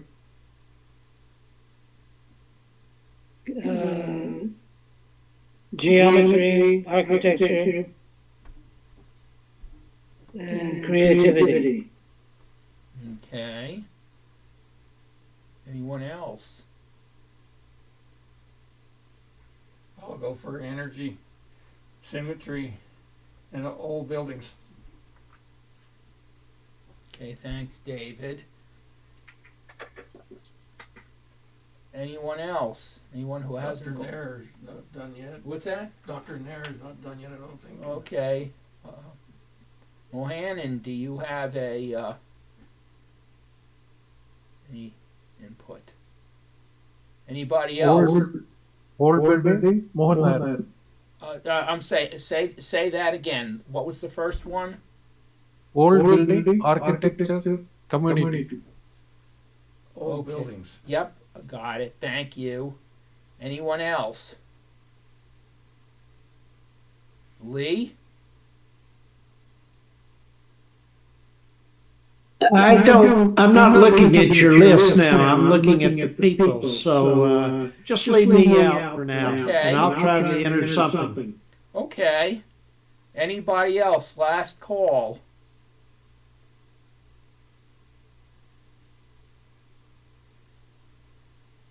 Okay. Well, I'm going to vote for creativity. I'm going to vote for through the window. And I'm going to vote for a perspective. And so it looks like 1, 2, 3, 4, 5, 6. It looks like Through the Stereo Window was the most popular with 6 votes, and then Architecture with 5, and then several with Geometry with 4, and then Creativity and Old Buildings and Parks and Symmetry. So I think what we have is we have 7 different themes with at least 3 votes. And so what I will do is I will probably, so we already have a theme for the February meeting, because I generally, we select themes 1 month before we've run completely out. So basically what will happen is Through the Stereo Window, which was the most popular, will be March, and Architecture will be April, and then Geometry will be May. And I will just comment that in the past, we often avoided meeting on Memorial Day. In other words, if the 4th Monday in May is Memorial Day. But last time we did meet on Memorial Day in 2000. We had 10 people show up.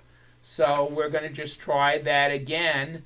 And so in May, the theme will be Geometry, and then I'll just take, June, July, August, September, and we'll have themes up through September. And so what happened was Adam had asked a question, and I guess George has answered that in the chat. So since Adam isn't here, I won't spend any time on this, but I'll basically see if we answered his question. So what I'd like to do is just talk about what's coming up. So in February, our theme is illusion, and we will select images for the ISU Code Folio 33.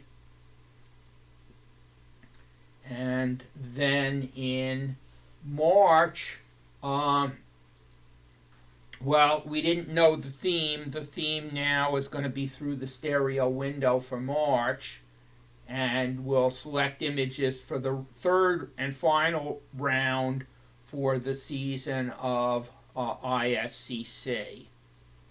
And so normally what I would have done is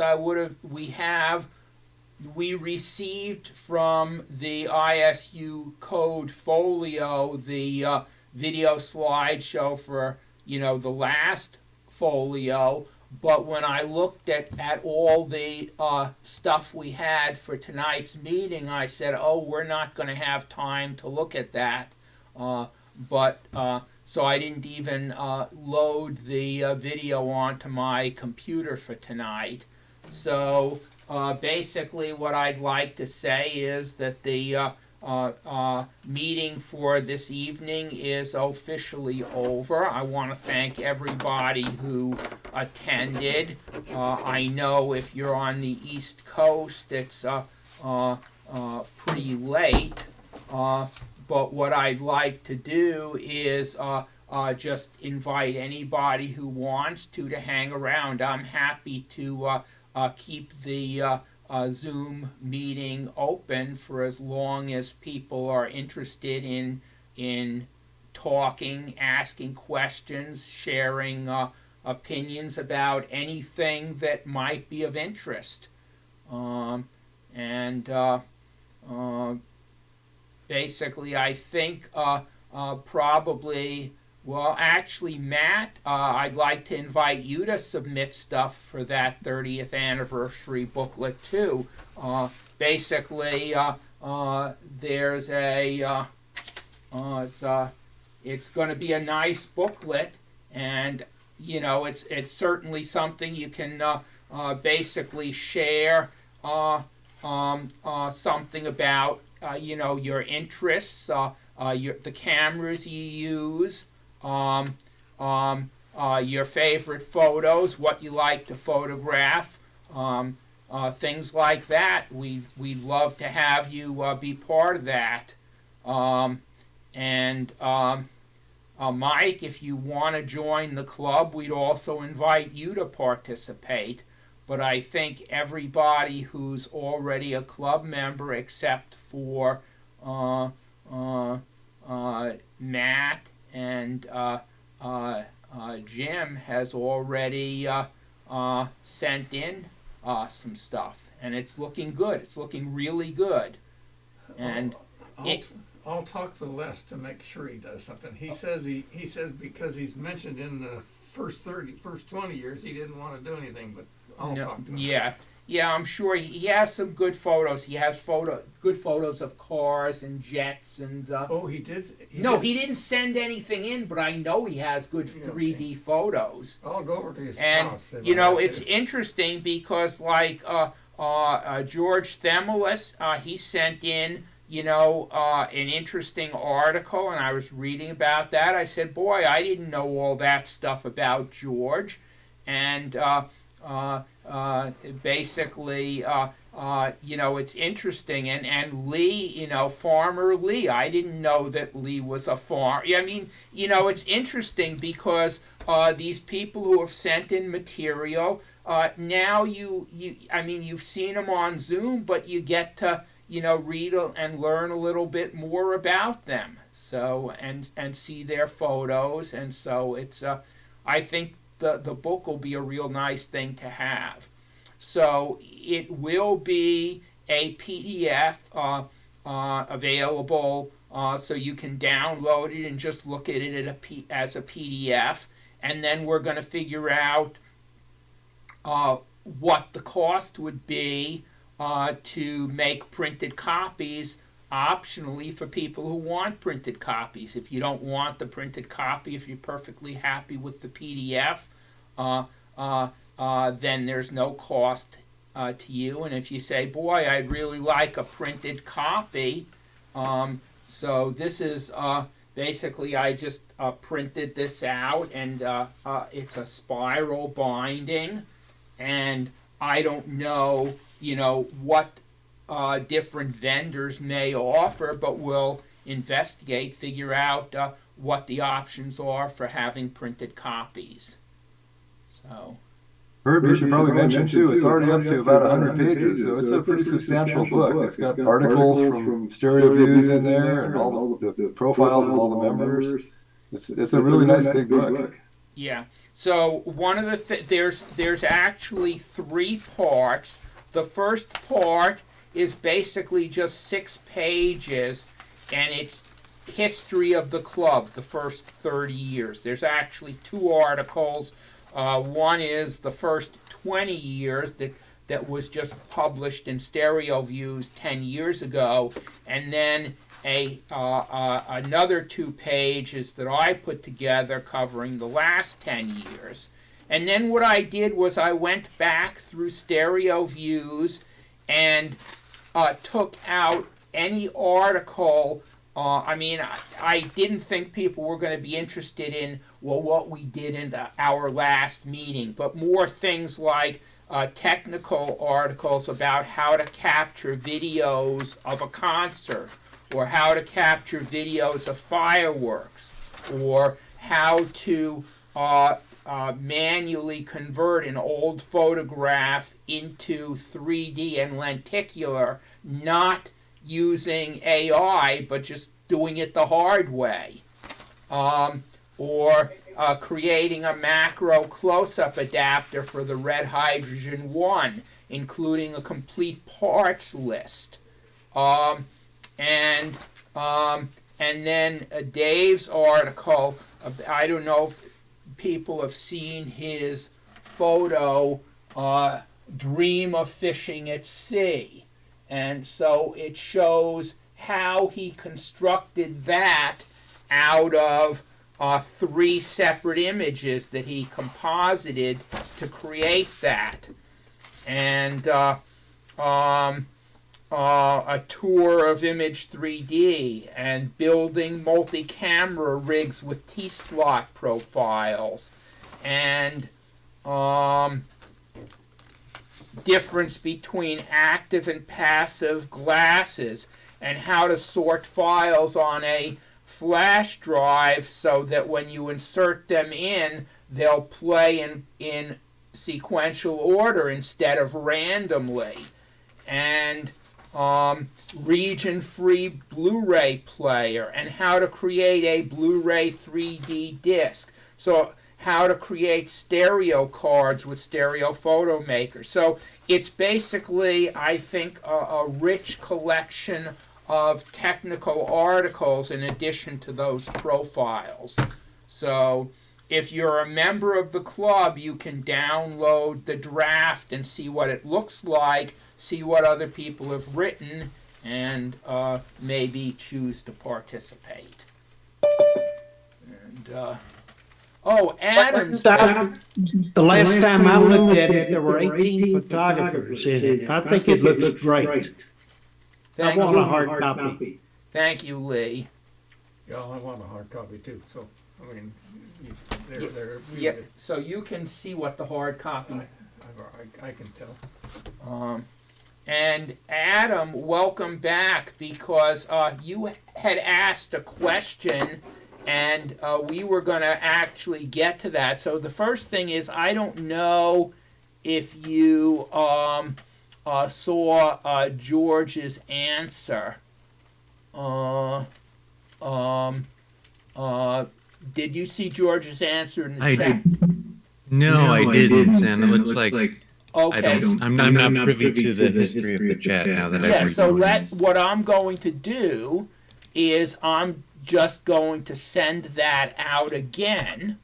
So now you can see this was actually, it wasn't from me, it was from George, but that was his response in the chat. Okay. But then the other thing I'm going to do is I'm going to go back, because I didn't forget about you. I was just saving it till the end because we had so much on the agenda. I didn't want to, I mean, it was more important to get to some of the other things, and I wanted to save this till the end, assuming that we have time, which we do. So what I will do is I will go through the photos that you've submitted and let you talk about it, and other people may have some comments as well. And I'd also like to encourage other people. One of the things that we like to do at this meeting is, if people have questions that they want to submit, then we will share this and see if anybody can help you out. So Adam, go ahead. So yeah, I was trying to kind of replicate the old kind of like Christmas portraits in front of trees that we see in so many of the old like, realist slides from 50s and 60s. And it was my first time experimenting with a flash with my stereo realist camera. And I was trying to play it smart by using my digital Nikon DSLR camera to kind of like test out all the settings first. And so I was using it to flash on the Nikon, setting the shutter speed and aperture and everything to what I was going to be using on the realist, and thought I had everything dialed in. But what I didn't compensate for was, I guess, that the auto flash on the Vivitar was actually, I guess, brighter than what was coming from the Nikon, because the Nikon was using its internal flash. So, I guess reading over the George's answer, not sure. So did you use the flash on this automatic setting then, or the manual setting? Because it's got an auto sensor. You know, maybe I need to better familiarize myself with the Vivitar itself, because I honestly had no idea how to how to work it. I've used that same exact flash with the realist for probably 15 or 20 years, and it always worked out really well. I don't have one in front of me to remember how the settings work exactly, but there are a couple different auto settings that you can set it to, and it'll show you in the little dial what f-stop is ready for, and then on the realist you set the f-stop to match that. And it did a pretty good job for me. It was a nice flash. Okay, I need to find a manual for the Vivitar then, because I found an old one or a used one on eBay, but it didn't come with any documentation. So I'm just gonna have to look that up so I can better use it in the future. Mark, do you have the documentation? Could you scan it for Adam? I probably have it somewhere here. I got to do some looking, but it's been 10 years or so since I've used it, so I know I have the flash here somewhere still, but don't know about the documentation. This particular kind of a shot is one that could fool it a little bit, because it may meter off more of the background than the person sitting in the foreground, so even in the auto setting, in this type of photo, you may end up with some overexposure a little bit on the model there. Mm-hmm.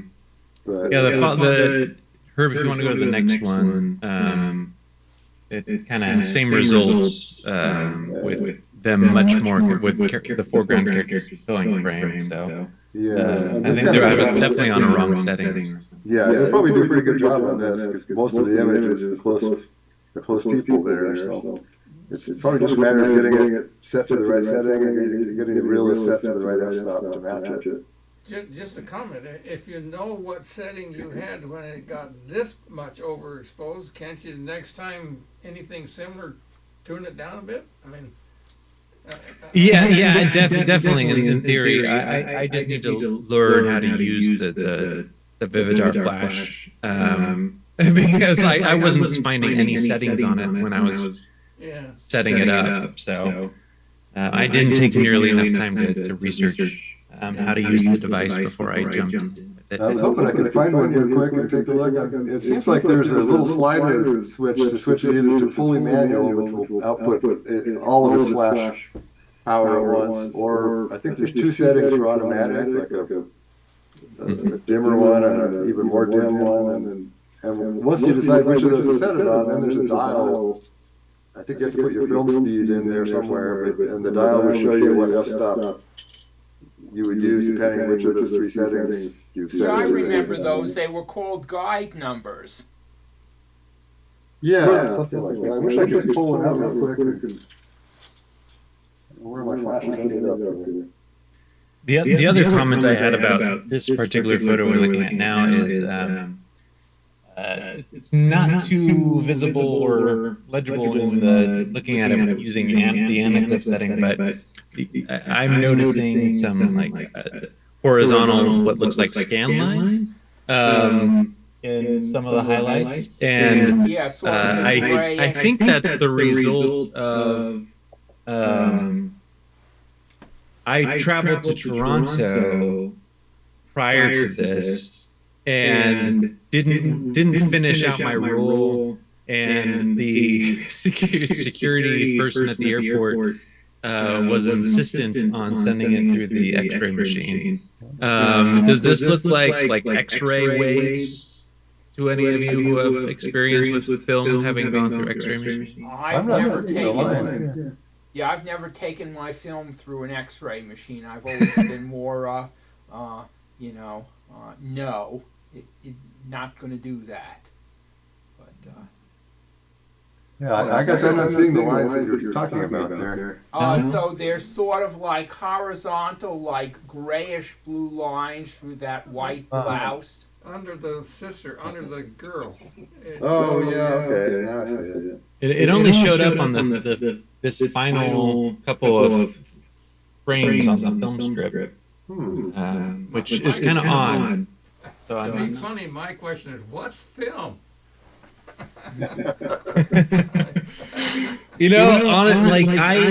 I was born in the early '80s, And so by the time I reached adulthood, like the industry had completely gone digital. And so it wasn't until, I guess it was just the 2022 when I just got this kind of hunch, like, you know what, it would be fun to experiment with an old film camera. So I went out and bought this realist at the nearby photo shop. And I've learned more about optics and photography from learning how to use this camera than I ever learned in film school. Like it's been such a fun adventure learning how to use this camera, this fully manual camera. Okay, do you want me to advance? Show the other. Oh sure, yeah. The other three images are just ones I took while I was in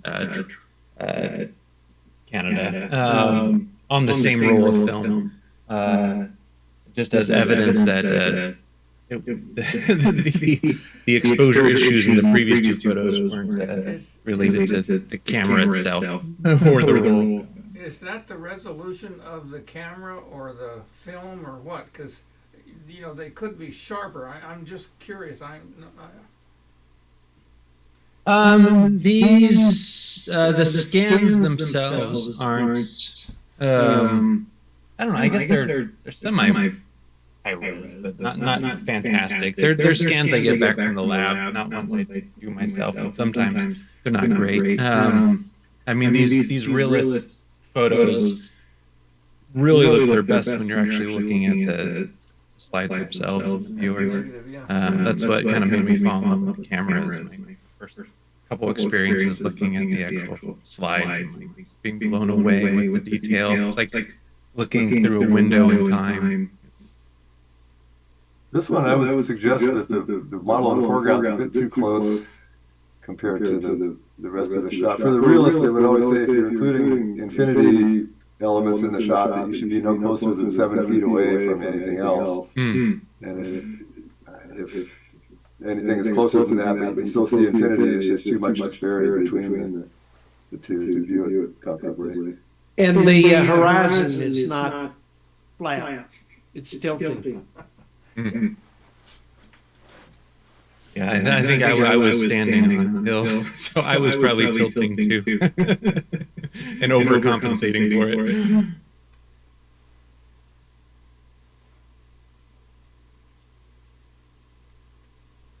Yeah, thank you for that feedback. Okay. No. So anyway, Adam, hopefully you got some helpful advice. And what I'd advise you to do is experiment with this information. And if let's say in a few months you're still having questions, come back and ask some follow-up. And one of the nice things is when we're helping each other out, everybody gets to learn a little bit. And so we're happy to do that. I'll take a look and see if I can dig up the manual for that, but that was a I think Mike just posted a digital version in the chat. But I was going to say that was a popular enough flash back in the day. I would be real surprised if it didn't pop up if you just did like a Google search. It's probably out there somewhere. Well, that's what just happened. Yeah. Is in the chat. There's a link. Oh, I'm seeing it in the chat. Oh, there. Okay. All right. Excellent. Got some homework to do.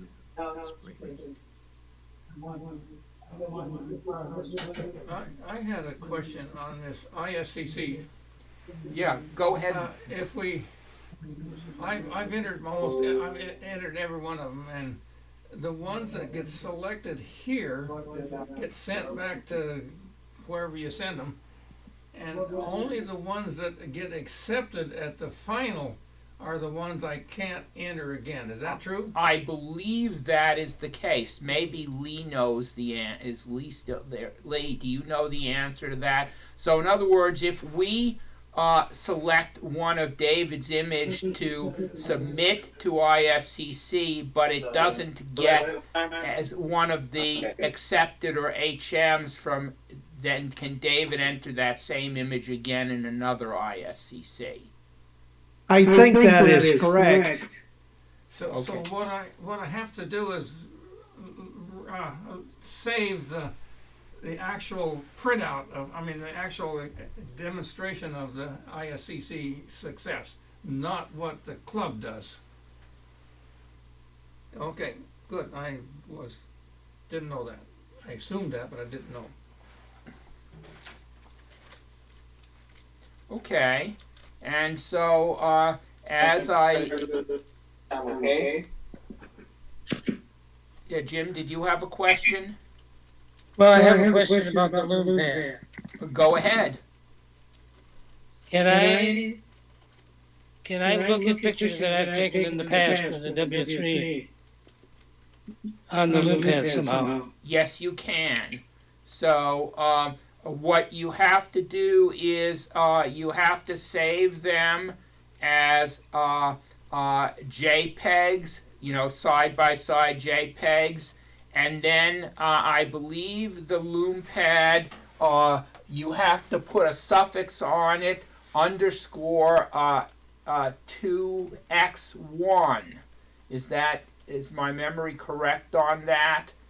And what happens is the Lume Pad looks at that file name to determine whether it's a stereoscopic image or not. If it's not, it can convert it, but there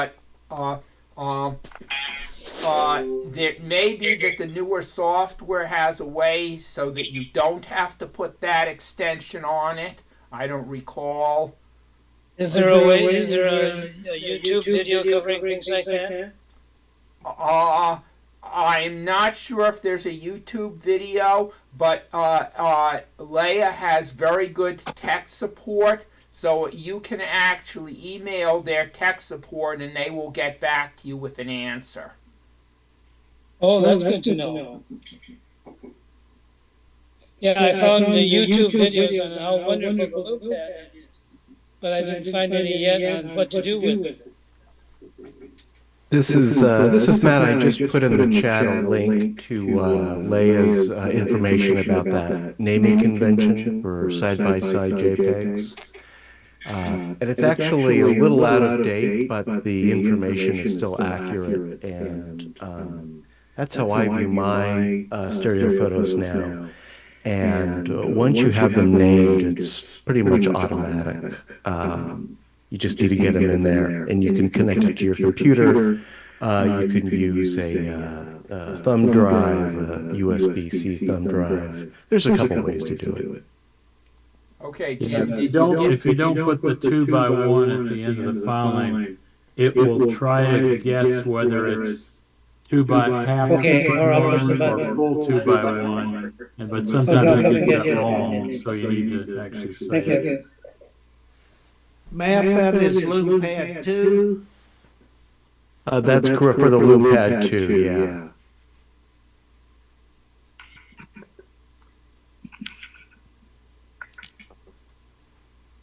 Okay, thank you for that.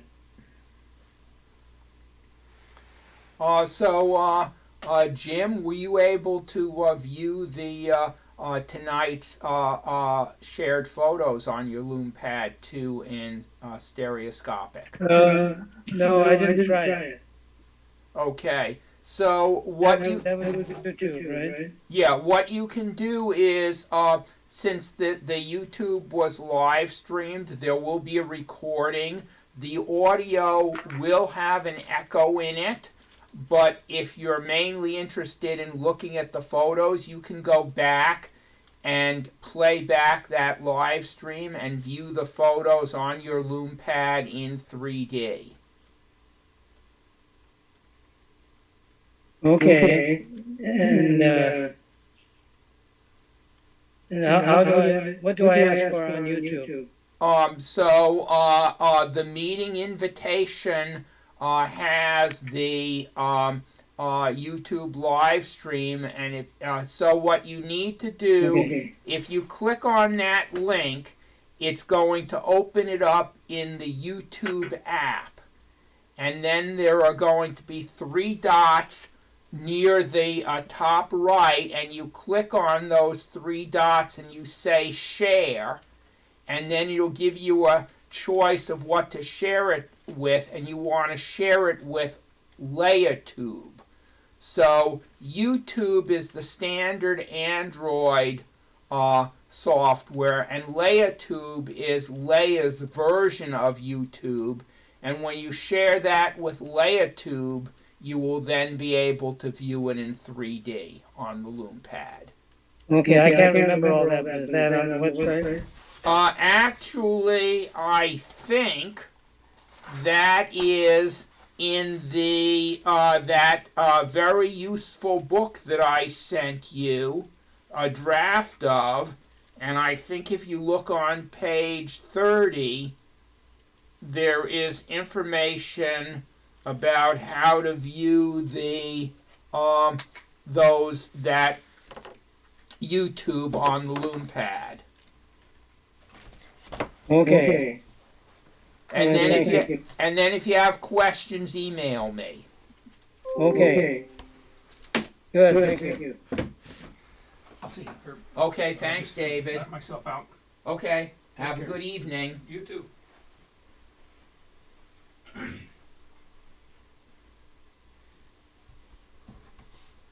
All right, I'm stepping out all. Good night, everyone. Thank you. See Okay. you next month. Matt, thank you for joining the meeting, and have a good evening.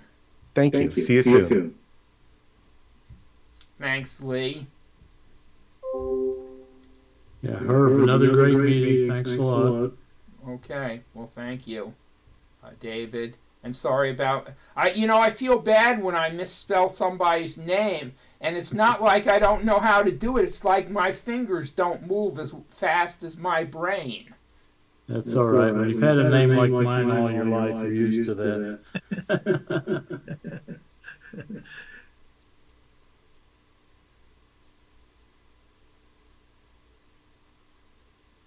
Good night. Good night. I was delighted to get that number 6. I'm sorry, what was that? What? I was delighted to get that 6th place. Oh, yeah, well, good. Thanks to the rule that says only 2 can go to. Each person can only have 2. Yeah, I have kind of a stupid question, but I'll ask it anyway. Well, what's more stupid is to not ask, and then you still have the question. Well, it's kind of embarrassing, but like I've been taking pictures off the internet to convert for my own use, and some of them are .html, I think, for the suffix. Some of them are JPEGs, but the ones that are .html, when I normally right-click and do a save as on the picture and just put it in a file on my PC. But the ones that are .html don't seem to come up. No, so basically HTML in and of itself is not a photographic format. HTML is actually a text, and it's a representation of a web page. And what I think is probably happening is there are some sites that intentionally try and make things difficult for you to extract material. I mean, some websites, if you try and print them, they just don't print. And if you try and save them, they just don't save because they have hidden code behind the HTML that is intentionally there to make it problematic for you. So what's happening is you think you're saving the photo, but you're actually not. And so unless you can find a way to actually get the image, which will either be a JPEG or a PNG or a GIF, there's nothing that you can do. If you email me with a website that's giving you trouble. I might be able to go in and find the images, for you. But basically, the HTML you're not going to be able to get an image out of. Okay. When I've run into that in the past, I've actually had success just using a different web browser. I think sometimes the different web browsers will interpret the code in different ways. There are some, I forget which one ended up giving me success, but I do remember, my default browser was just downloading HTML instead of the actual image, but then hop into a different browser, I clicked on the exact same image and it actually gave you the JPEG. Okay, so that's good advice, Adam. So that's something for you to try, Bob. Okay, thanks, guys. Yeah, and if you try between Google Chrome and Firefox and maybe Safari, maybe Opera, it's possible that one of those will, allow you to grab the image that you want. Okay. And you can always do a screen capture as a last resort. Yeah, how sharp do those end up being compared? That all depends. Yeah, I mean, one of the things to keep in mind is that the image behind the HTML might be a low-resolution image or it might be a high-resolution image. If it's a high-resolution image, you're probably going to lose resolution from a screen capture. But if it's basically a low-resolution image anyway, you might not lose that much. I mean, I think the screen capture is sort of a fallback position. It's certainly not what I'd recommend, but it might be something. What I've done on occasion is taken a screen capture and then uploaded that into Google's image search. And if Google's image search can find the original someplace, then you're in business. Yeah, that's a great idea. That is a good suggestion, Mike.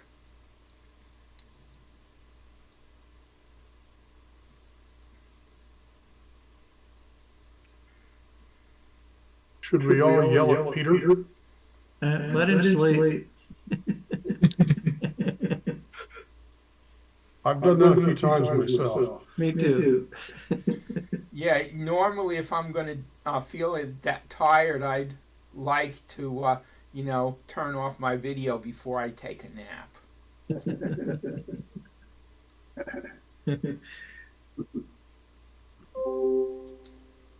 Well, I'm going to head out, guys. Thank you. Okay. Thanks. Take care, Bob. Yeah. Thanks, George, for running the meeting and running the club.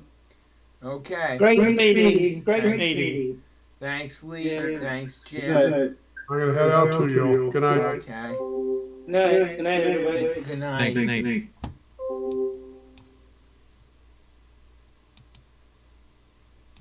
Record